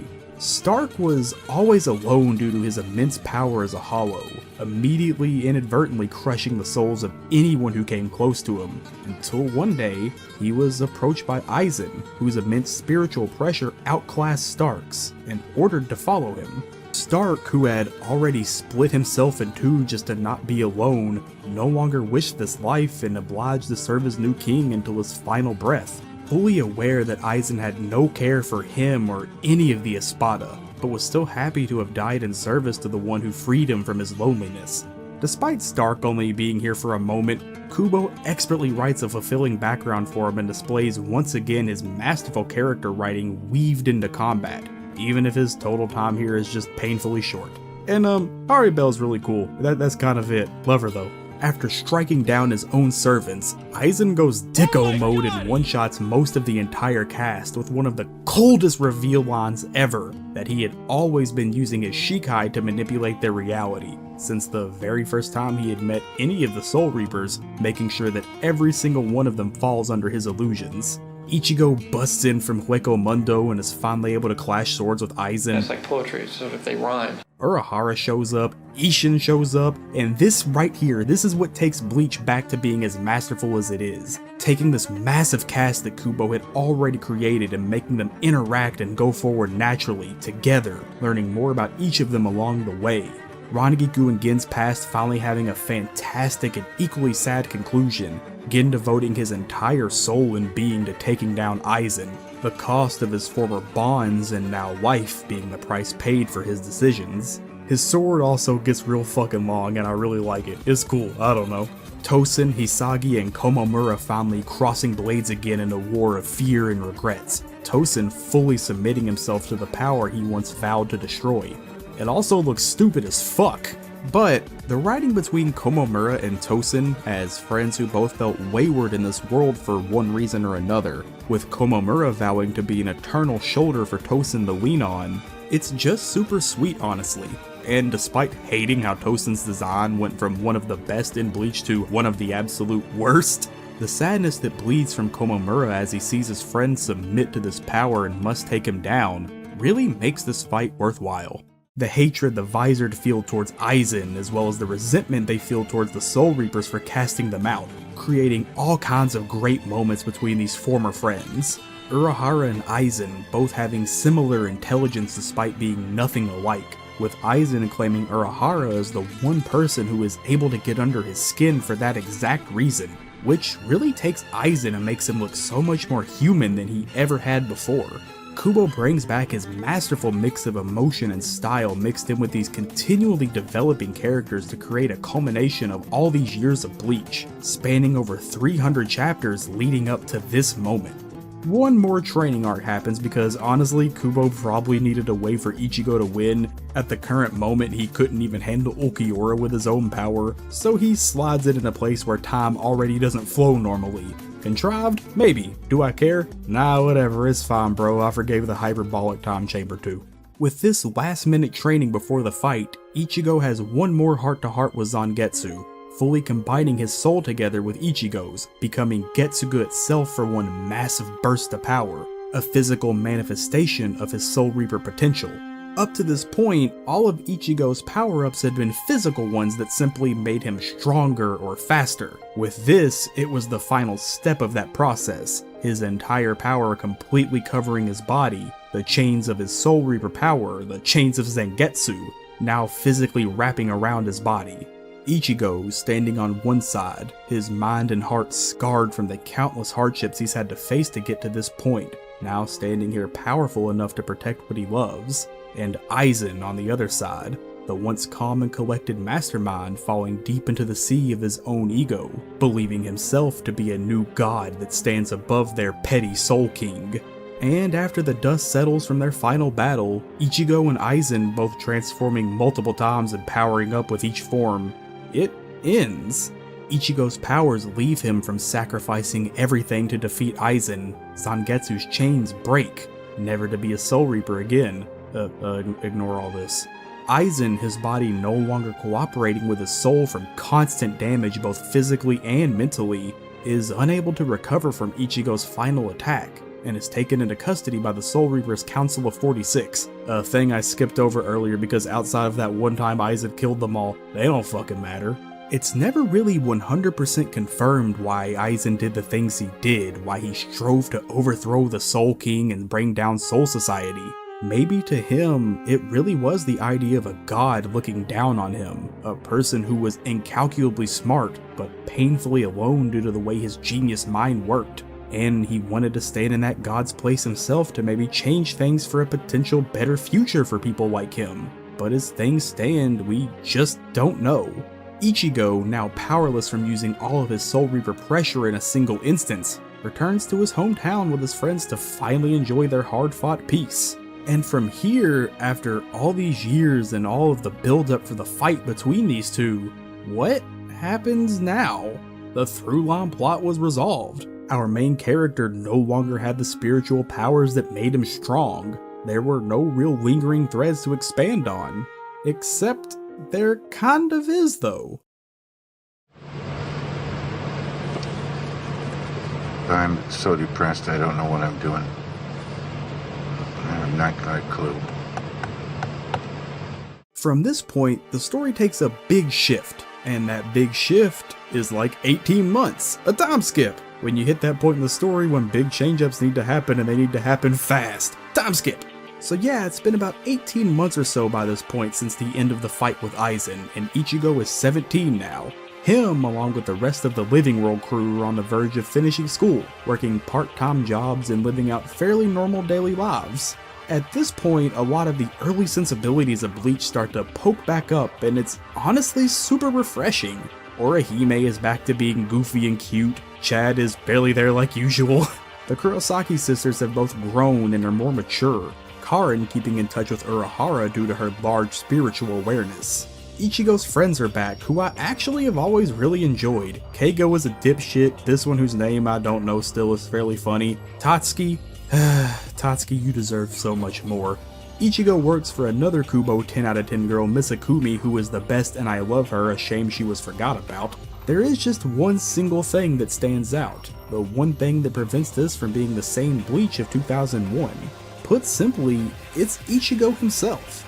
At this point, Ichigo has survived numerous life and death battles and saved and lost both friends and enemies, and mostly, he suffered immeasurable mental pain from all of the events leading here. And to top it all off, the thing he valued most, the one foundation he had to stand on in this world that kept beating him down, his Soul Reaper powers, were completely gone. The thing that helped define who Ichigo is not only to us as the reader, but to Ichigo himself, had been lost. Despite the months of peace and defeat of his enemies, the intrinsic thing that made Ichigo who he was gone. And I really like the dynamic this helps form. It almost feels like the story itself is trying to go back to the old days, like a fresh reset after all the events that happened with Aizen. Our characters are still kids and deserve to live out those youthful days just as that. Except times have changed and the years have passed. We can't go back to those earlier days, we can't go back to how things once were, we can't go back to what Bleach once was, and this is directly reflected by Ichigo himself as he suffers, powerless, his life now listless. And this is where Genjo and the Fullbringers come in, offering a chance for Ichigo to rediscover that confidence within himself. A Fullbring is the new power system that was introduced here and never came back afterwards, to both give more depth to Chad and Orihime's powers, but to also give Ichigo an excuse to find his again. A person's Fullbring manifests from something you have a strong personal attachment to, becoming a medium for your ability. Honestly, feels like Kubo wanted to start trying his hand at making some weird stand powers, like for example Dirty Boots, the boots that get stronger as they get dirtier, or Time Tells No Lies, which makes contracts with the god of time or something. I don't know, who cares, this guy barely exists. So yeah, I don't have too much to say on the Fullbringers themselves, or this arc in terms of its basic plot with Tsukishima's memory sword or Genjo being a sneaky shit, as it's fairly short, with the Fullbringers' personal character arcs all being regulated to a single chapter together. Ririka is a fucking 10 though, she's great, you deserve better, queen. What this arc does do though, at least in my opinion, was find an actual meaningful way to continue a story that could have ended, taking the main character and playing directly into his biggest strength and weakness, that being his desire to protect. Ichigo is taken to his lowest emotional point, willing to kill a normal human enemy for the safety of others. This arc opens a newer, sadder side to Ichigo and really takes the time to both show and tell you about the trauma in his heart. It also follows up on open plot threads that have been minor in the series, but connects them in meaningful ways. Ichigo's deputy badge and its true purpose that was hinted at after Soul Society, exactly what the fuck Chad and Orihime's powers could even be, and referencing the still hidden history of Ichigo's family past. While this arc is fairly short, has a weaker cast of enemies, kind of just exists to give Ichigo his powers back, and seems to be universally disliked online while being credited for killing the anime, it feels almost like Kubo himself working out what exactly he wanted to do with these characters in the series next, giving them a second to breathe and refocus before he would begin his next and final arc.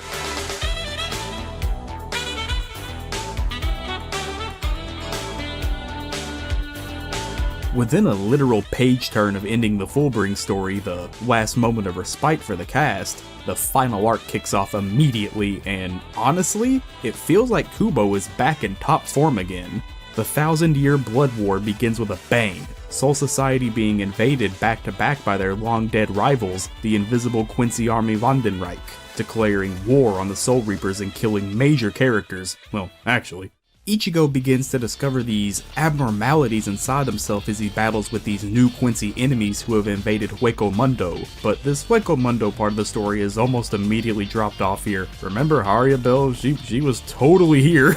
The captains can't keep up with the invading Quincy soldiers, their Bankai being stolen away and used against them. Hell, Kenpachi gets one-shotted off screen by the boss. Like, this intensity for the beginning of a new arc is just fucking wild. Kubo does what he do best and introduces a whole new villain crew called the Sternritter, the A through Z Quincy soldiers who serve their king, Yuhaba, or as I'm gonna just call him for this video for ease, Yuha. You get the flashbacks of Yamamoto's early days as the general captain, and while I don't have too much to say about Sasakabe here because literally who could, it's such a great dive into Yamamoto's past, which up to this point has been kept mostly reserved, letting you feel the emotion he feels as his dead friend's Bankai was stolen and used so poorly against him, as well as giving a slight glimpse of Soul Society in its past, its younger and more ruthless days. This leads into the explosive battle between Yuha and Yamamoto, his Bankai finally being revealed and its motherfucking skeletons. God damn, this fight is so cool. He's so cool. But it's also a perfect example of Kubo's understanding on how to blend emotion in with his art.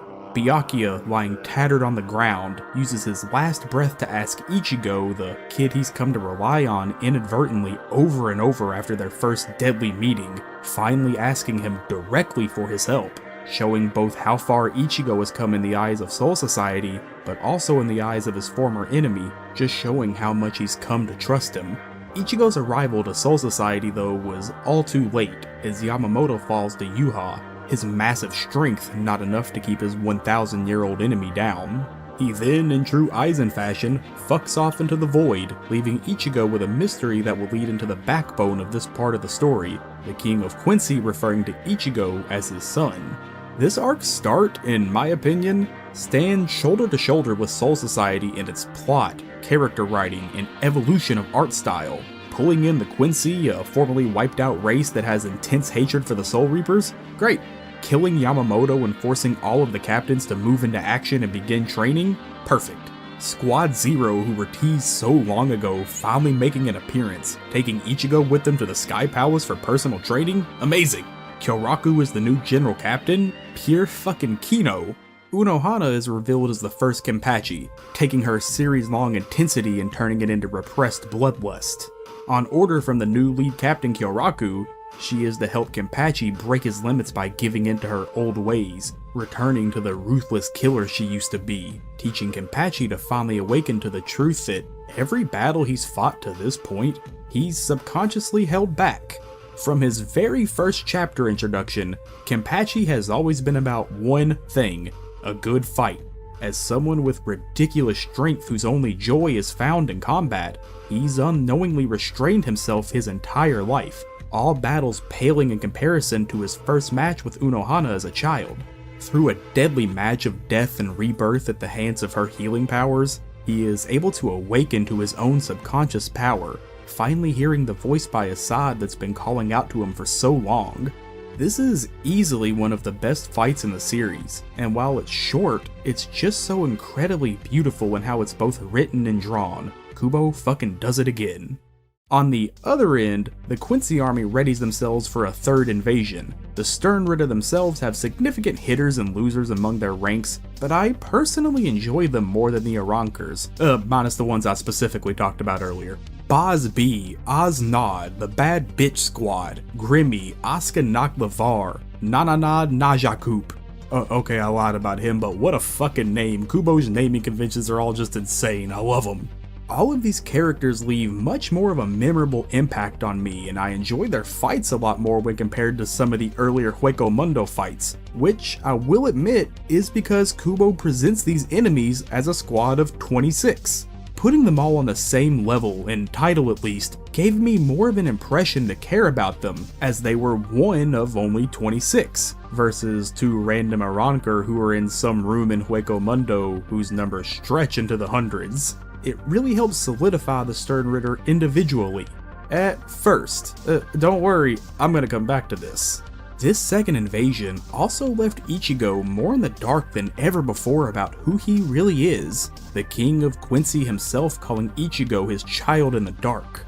Between this and his newly discovered powers, it finally lays the path down for the history lesson that's been teased the entire series. Ichigo's parents' backstory with the symbolism of the sun, moon, and rain, finally introducing Ichigo's mother, Misaki Kurosaki, who was actually a Quincy that lived as a Harry Potter mudblood in Ryukin Ishida's family home. She was also super great and a huge badass, I really like her.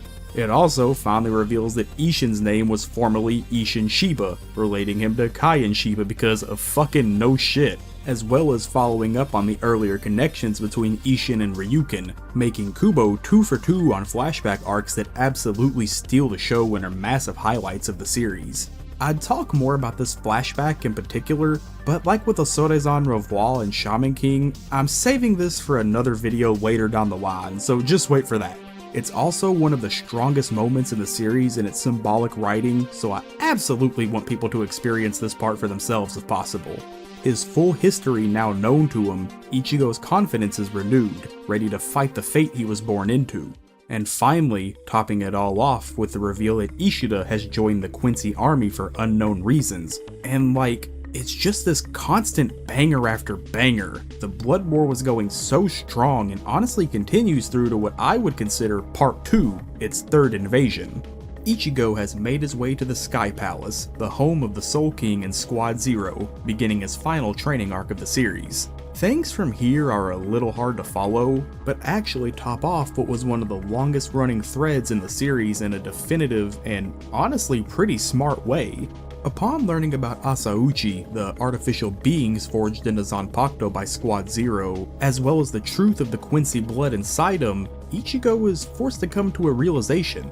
The Zanpakuto he's had until now has never been a true Zanpakuto, seeing as how his Soul Reaper power was only temporarily bestowed onto him by Rukia at the start of the series, and since then has been formed and shaped by another soul inside of him. The power he's used all this time was not a power made in Soul Society by Soul Reapers as he thought, and was something else. The Zangetsu he's bonded with over time was never what he thought, instead being a manifestation of his Quincy power that was here to keep him in check.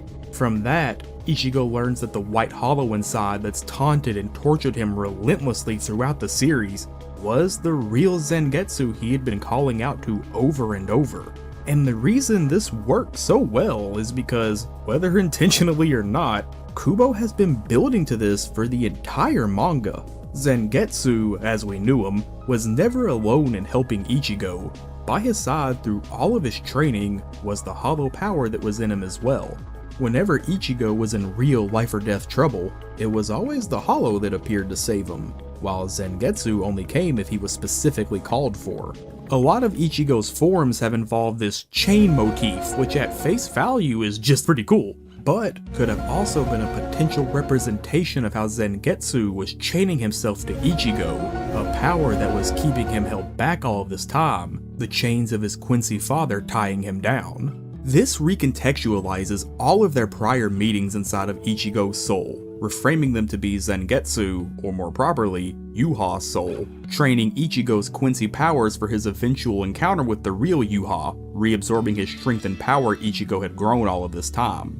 Upon rereading the series for this video with the knowledge of this turn in mind, the dialogue was always written in a way to set up Yuha's soul as having more to him, the same with the White Hollow as well, and it made this reveal feel a lot more natural than it did on my first read, finally connecting and completing the series-long uncertainty Ichigo has had in his heart about the strength that wasn't really his. Ichigo accepts this revelation of who the hollow inside himself really is, as well as being forever thankful to Zangetsu/Yuha for making him who he is, acknowledging that without his help, just as much as the white Zangetsu, he could never have come this far. And with this acceptance, his power forms into two new Zanpakuto, each one a reflection of the dual power inside of him.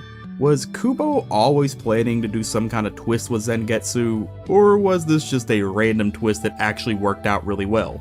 Who's to say? But either way, I have to give him credit for tying the series-long thread into such a perfect bow here in the final stretch of the series. Hats off to Kubo for that shit. As the Blood War continues with the third invasion beginning, it's revealed that the Quincy base was located literally in the shadows of Soul Society, them hiding these last 1,000 years in the shadow of the Soul Reapers, warping space itself to replace the Serete structures with the Quincy Fort. Battles and developments are still fantastic here, with Renji and Rukia showing off their new Bankai, which are both extremely cool. Renji's being a major step up from before in my opinion.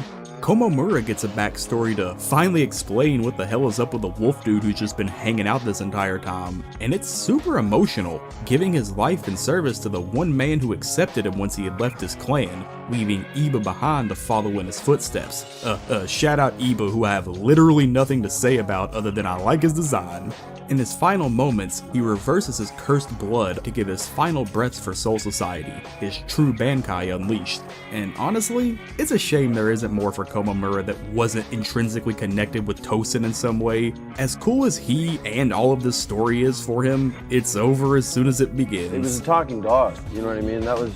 Kenpachi, the man who can cut anything, versus Grimmy, the boy who can imagine anything into reality, testing Kenpachi to see if he can cut through imagination itself. The battle constantly going in wild directions that really felt like Kubo was having as much fun drawing as Kenpachi was fighting, creating hands down my favorite battle in the series. This also reveals the final details about Yachiru and Kenpachi's relationship. She's a Zanpakuto, guys, come on, it's not that hard, why is this debated? But that plot thread kind of drops off here, him spending the rest of the series looking for his missing lieutenant. The Stern Ritter Bad Bitch squad shows up, each one using a different ability and just being super fun. You can tell Kubo loves drawing women, which more power to him. He also inserts his trademark mad scientist character with Gigi, and I really enjoy her in her zombie abuse. Kubo loves his mad scientists, they're always really fun. Speaking of, Kurotsuchi also arrives with the Hollow Zombie Squad, taking jobbers and letting them job once again. And finally, after training both body and mind, Ichigo arrives to the battlefield, a freshly renewed badass being cocky to even Kenpachi, and also finally developing a second special attack besides just Getsuga Tensho that incorporates both of his swords, blowing Sternritter away left and right with total ease. One thing that always has felt weird about the Blood War was just how hard Hitsugaya got the shaft. Like, dude was in the top 5 of almost any popularity polls after he showed up, but after his Bankai got stolen and then returned, Kubo turned him into a zombie for 1/3 of the arc, vanished him for the next 1/3, only to come back at the very final 1/3 in a really odd way, but more on that in a minute. Just an odd choice for such a popular character. Also, fucking rip the visor, dude. They ain't dead, they're just all extremely useless. Anyway, like I had been implying, things have been moving smooth and consistent, constantly showing off cool things all around for dozens of characters. Up until the last few volumes, where it almost feels like Kubo has run out of steam. At this point, he had been in the weekly march of Jump for over 10 years, and his health had taken a toll from his work, both mentally and physically. And it kind of really showed in these last 80 chapters or so. While his art was still on point, and he would insert his signature cool style in where he felt like it, shot backgrounds completely faded away as this part of the arc just took place in the sky, and it almost started to feel hollow, like he himself just wasn't having fun with his own story anymore. I bragged about the Sternritter earlier when comparing them to the first Arrancar fights, but where that arc continues to grow into a much stronger story with better and better villains to match, the Blood War kind of goes in the opposite direction in terms of both story and enemies. With Yuha's arrival to the Soul Palace, Squad Zero's combat reveal is over almost as soon as it happens, lasting just a little bit over a volume in total chapters before 4 of the 5 members are killed, 3 of those completely off screen. Ichibe does have an absolutely amazing battle against Yuha that is another showcase of how Kubo understands the use of black space and shading to make something so fun to read. Ichibe looking like a non-stop total badass this entire fight as he cuts through the enemy's name itself.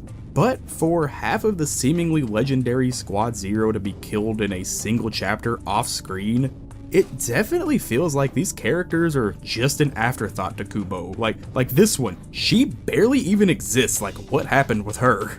The last few Sternritter, them being Yuha's Royal Guard, just aren't that entertaining, and where they've had no real time in the story until right now and get no story after, they just fall completely flat.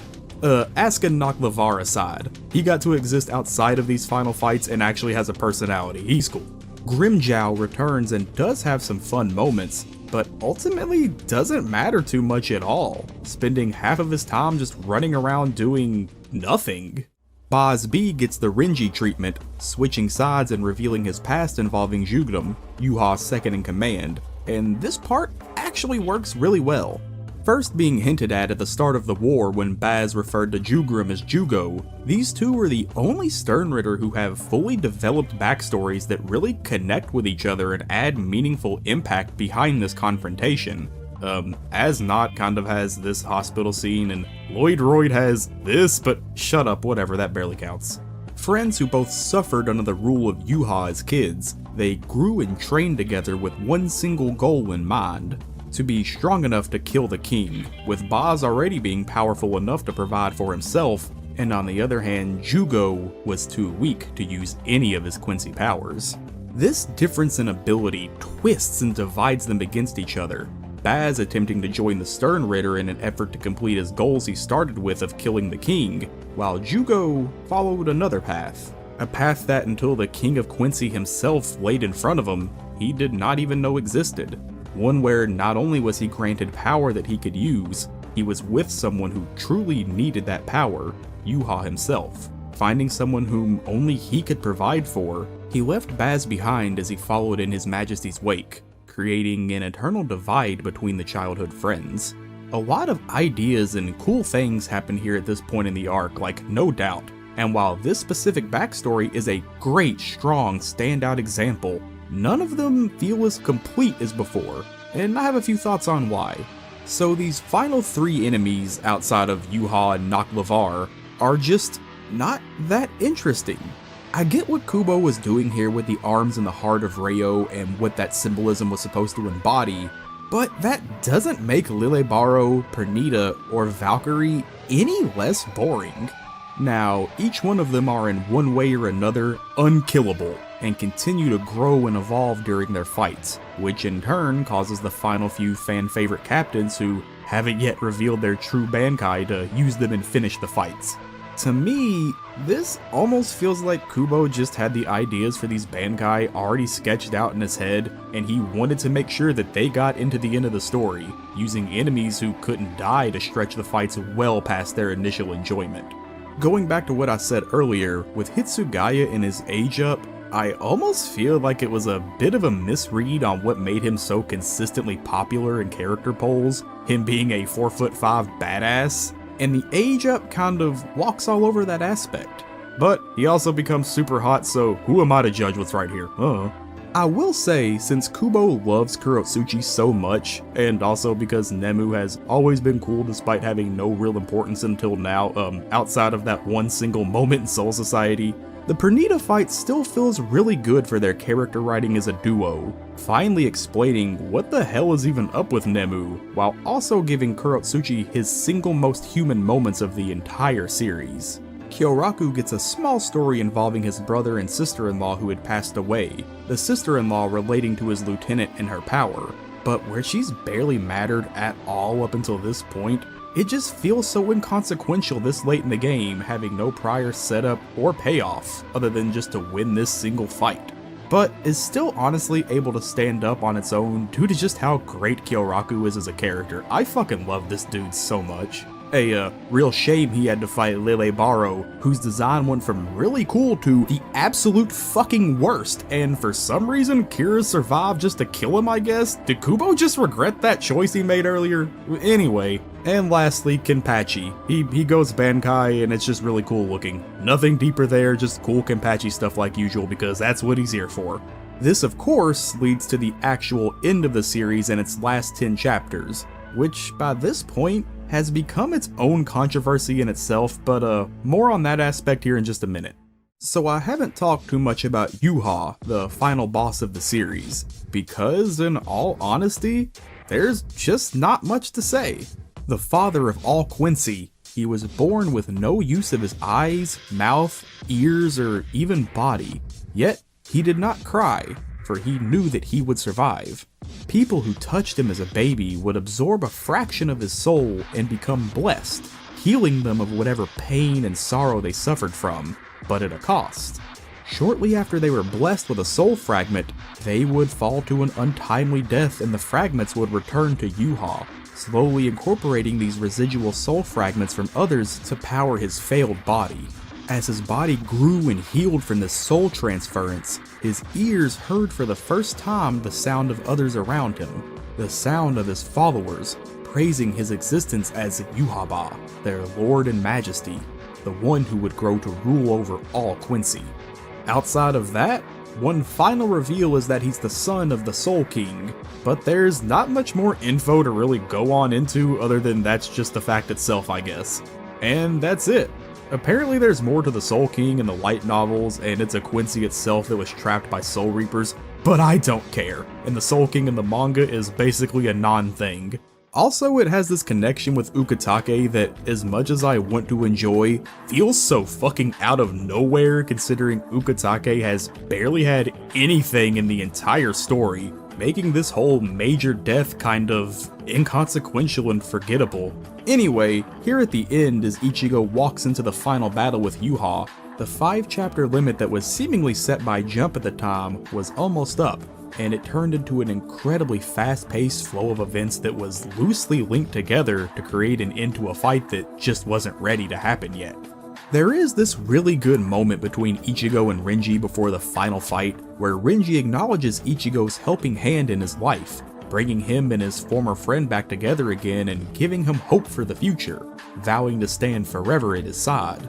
I didn't know where else in the script to put this, but I really feel like Renji deserved a lot better in the series. Yeah, a whole bunch of people did, but hear me out for a second.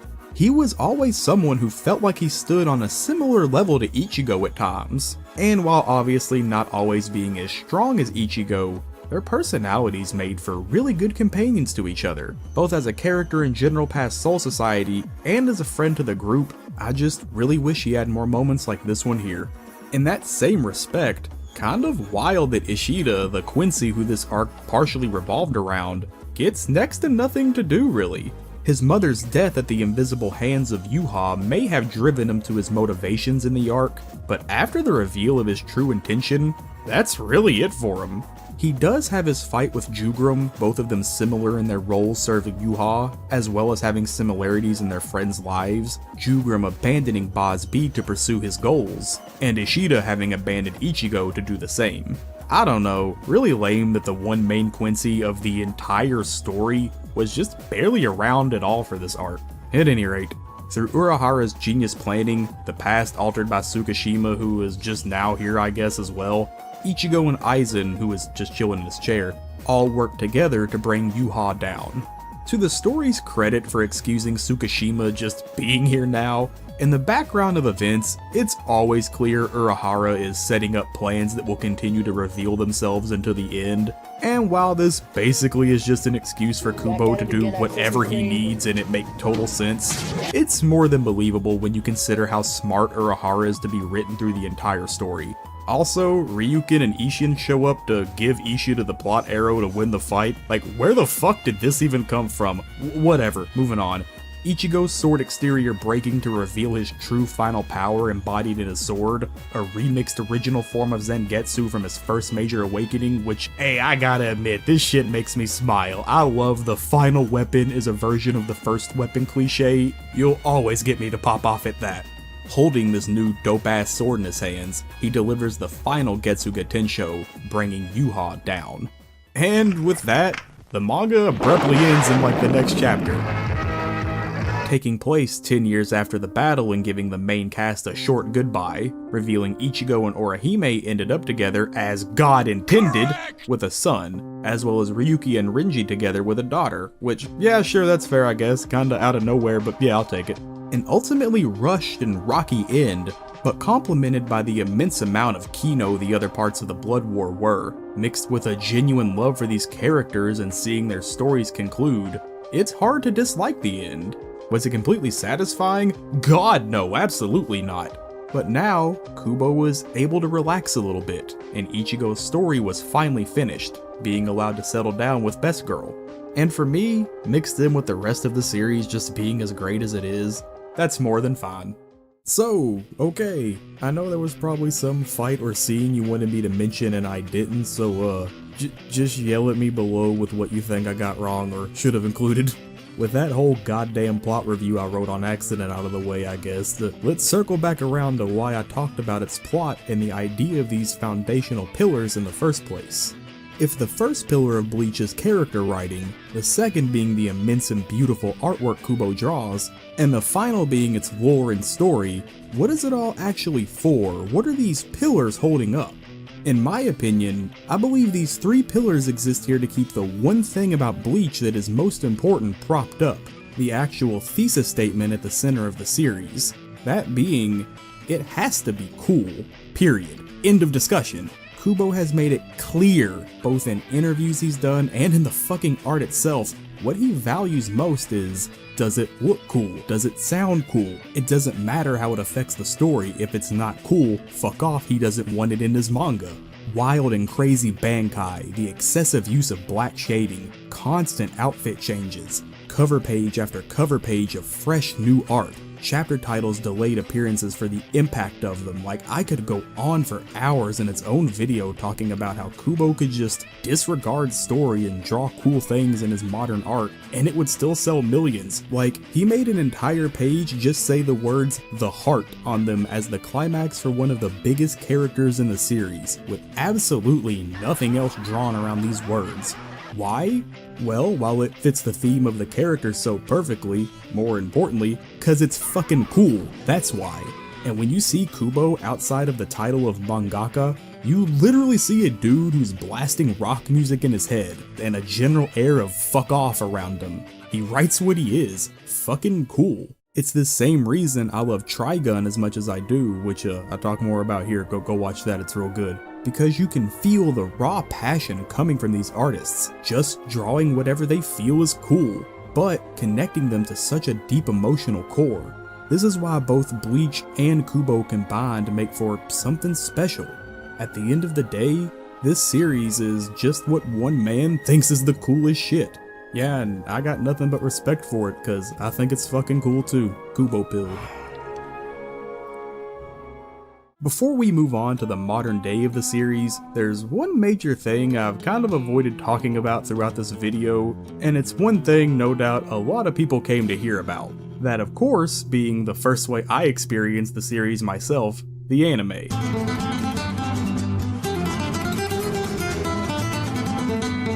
The anime adaptation for Bleach was released in October of 2004, and ran for 12 years until ending in March of 2012. 4 whole years before the manga would come to an end. It was developed by Studio Pierrot like I had mentioned earlier, and was set to be directed by Noriyuki Abe, the lead man behind Yu Yu Hakusho. This was during the hypest time for Bleach in terms of popularity, so the anime was an instant hit, with soaring ratings and constant DVD and Blu-ray sales that still to this day put up decent numbers, comparing to things like Gintama's over-the-top sales that were made to convince the studio to produce more seasons. I fucking love Gintama. The anime itself was a week-to-week adaptation directly from the manga, at first, with Ichigo being voiced by Masakazu Morita, known for roles like Marco in One Piece and apparently Titus from Japanese Final Fantasy X. Interesting. And the English dub casting Johnny Young Bosch, who would voice Nero from Devil May Cry and Vash the Stampede from Trigun, which is another slight connection between the two series. The direction and pacing of the anime was about the same you could expect from any other long-running weekly adaptation at the time, sometimes slowing to a crawl or adding in extra dialogue or scenes to stretch an episode out. One thing that set it apart from other weekly long-running anime was its unique title cards for each episode, sometimes inserted delayed into the episode just as stylishly as the chapter names were in the manga. It also absolutely nails Kubo's sense of style, with the intros and outros consistently being visual treats that show off multiple outfits and designs for the characters, color contrasts that make the entire screen just pop with life, and just tons of smart editing choices that both showcase the characters themselves while alluding to the relationships between them. While these things help set it apart from the other weeklies, one thing that it shared with them was the action itself could be a mixed bag from week to week. Bleach's manga has a solid mix of sword-clanging battles that wage back and forth between people, while also having plenty of fights that are resolved with definitive techniques or outright powerful attacks.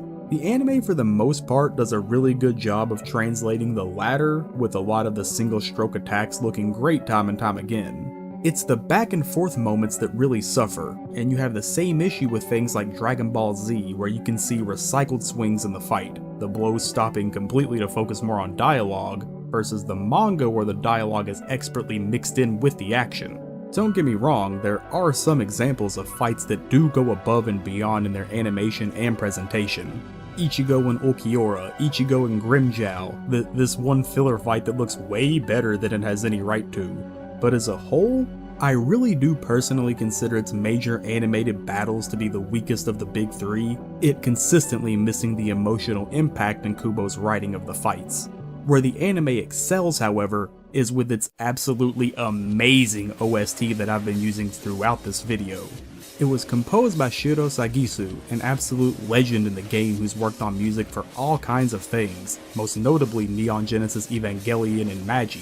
The soundtrack has a vibrant, moody, and expressive tone to it that really reflects the darker nature of the themes of the show, while having straight up heavy-hitting pumping battle music like goddamn! Ichigo's theme, number 1, has no reason to go as hard as it does, bringing in the background soulful choir with full lyrics that blast when you watch the main hero tear through his next enemy, and man, woo, it gets you pumped up. Shout out that one moment in Soul Society where Aizen one-fingered catches the sword and it hard cuts. That is a perfect example of how masterful both the soundtrack is and the way it's used in the show.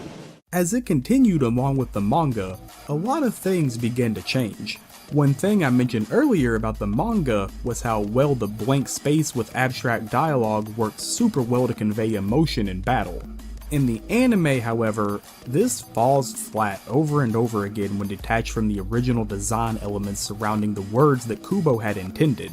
The depth of feeling in the emotion just always comes off as more shallow, and as someone who watched the anime first and then read the manga, I was blown away during the read how much harder certain scenes hit that had no impact on me from the anime, also compared with how those same scenes were being stretched so far for runtime. Like, I went from absolutely not caring about Renji to putting him in my top 10, solely because he's just so much better represented in the manga, his thoughts and feelings naturally flowing out during his time on the pages. After the anime caught up faster than anticipated to the manga's release dates time and time again, multiple, sometimes extremely abrupt filler arcs would begin, at one point directly cutting off a fight scene in a major plot moment like, holy shit, they just stopped whole ass mid-arc for a filler arc. Now, Bleach's anime was a weekly series for multiple years, just like One Piece and Naruto, and where One Piece has taken the route of sometimes adapting half a chapter into one episode, Naruto and Bleach took the path of whole multiple filler arcs.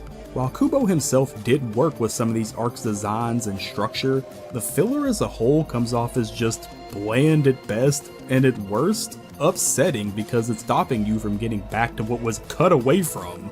Also, they literally added 3 extra con characters who were just here now all the time for no reason, like random reference for almost no one, but they feel like the Steel Saints from the Saint Seiya anime, and they suck just as much too. Please exit the fucking story, thank you. These problems led to the final run of the anime, the Fullbring arc, which, like I had mentioned earlier, was already one of the most unloved arcs in the series, before wrapping up those final fights and ending abruptly. Oh yeah, and there's also 4 animated movies titled Memories of Nobody, Diamond Dust Rebellion, Fade to Black, and Hellverse. Standard Shonen Jump series filler movies, honestly. They're all okay, but for Hellverse, Kubo himself was directly involved with writing the storyboards for it. Although, on the Blu-ray release of the movie, it was revealed that Kubo was very unhappy with this, and despite drawing a prequel chapter for it and giving the studio plot to use, they took it very much in their own direction. So much in their own direction to where Kubo wanted his name completely taken off of it. It also has this super dope rendition of Ichigo vs Ulquiorra, and after recent developments, this one could still be important, or it might be very unimportant and no longer matters at all. Who knows? Now, like I had said, the anime was my first exposure to Bleach as a series. Growing up in an area where you kind of get shit on for liking anime, if you couldn't tell from all the bad pronunciations we in the South, buddy. The only frame of reference I had before watching was that this one dude at my high school got laughed at for bleaching his hair orange to be specifically like Ichigo, which honestly, it didn't even look that bad. High school, man. A few years down the line, when I was older and had Crunchyroll, I decided to finally give it a shot, because by this point I was told both One Piece and Naruto sucked and I liked them, so may as well complete the big three trifecta, right? Kicked on the first episode, Asterisk by Orange Range started to play, I saw that first intro, and I loved it. Like, I watched the entire anime, no joke, because of how much I love that intro. It's so colorful, it has this moody early 2000s vibe to it that felt so real. Like, One Piece's We Are and Naruto's Rocks are both amazing first OPs that expertly convey everything you need to know about the series in their intro. But something about Asterisk, it conveys all you need to know about Kubo's series in a different way than the other two, using graffiti visuals and fashionable designs to show just how grounded and cool this series was. Sorry I can't actually play the song, you know how that goes on here. Was the anime actually as perfect as this intro had led me to believe? God no, not at all. Sometimes it's barely even okay. But I don't care. It's what got me into the series, got me to read it, and it's half the reason I wanted to make this video. And at the end of the day, when it comes to reviewing the anime, if that's what you'd call this section, I can't even count it as complete, because we live in a world where fucking anything can happen, I guess. This is where details will start to get divisive, and where I want to talk about the end of Bleach as a manga and what it means now in 2021/2 maybe, I don't know, this video's taking forever. Bleach ended in 2016, on August 22nd actually, so in 2 days from writing this section, it will have been 5 years. Don't look at the calendar and see how long it took to make this video, shut up. And in those 5 years since the end, well, a lot's happened. As it's no secret now, the last chapters of Bleach are, by all means, a dead sprint rush to the end. This ending, following the anime's cancellation that didn't even bother to cover the last arc, left Bleach's name in the mud in the popular space. It was viewed as a failed series by people, and despite its sales and limitless influence around the world, it became the series of the big three to just disregard and move on from. Seemingly, quote, seemingly, right? In Jump's eyes, they were done with both Bleach and possibly Kubo himself, pushing the series further and further back each week in the listings, replacing Kubo in the big three shots with characters like Toriko, which when it comes to that situation, I actually already did a whole video on Toriko and go into that topic there, if you're interested. It was my first video, be nice. With Bleach over and Kubo now not doing any more work at the time, he was silent about most of the conclusions and drama surrounding the ending, and so that was just it. Bleach was over and people would have to just deal with it. A series that, despite its legendary history and monumental influence, had become a punching bag online. Then, in 2018, something happened. A new one-shot was released basically out of nowhere, with its author being the one and only Tite Kubo, titled Burn the Witch. Burn the Witch follows two witches named Noel, Nihashi, and Nini Spankole, living in jolly old London, mate. On some Doctor Who shit, they use phone booths to teleport to Reverse London, a separate London existing in a different plane from the real one, and work for a secret group called Wingbind that helps keep magical creatures known as dragons tamed. The story, while being fun and entertaining, is fairly one note and just kind of feels like a reason for Kubo to flex his drawing and create new characters, which we know he likes to do. Except for this final shot. Following up on a joke from earlier in the one-shot where the name of the group was obscured by a destroyed signpost, it is repaired and the sign of the division the witches work for is revealed to be Soul Society West Branch, connecting this world to the one of Bleach. Fans are curious. Was this going to become a new series? Some kind of in-universe side story? Maybe a crossover? Just a fun joke? And they would be left wondering for another 2 whole years, before in March of 2020, it happened. A special announcement, a date, and finally, a trailer, which blew millions away, me included. Bleach was back for its 20th anniversary, a new art show with all kinds of new Kubo art on display, a continuation of Burn the Witch with more chapters, and an OVA announcement for it. Fans were on edge. More new art for Bleach, more manga chapters for Burn the Witch, and an OVA? But that means, what if... The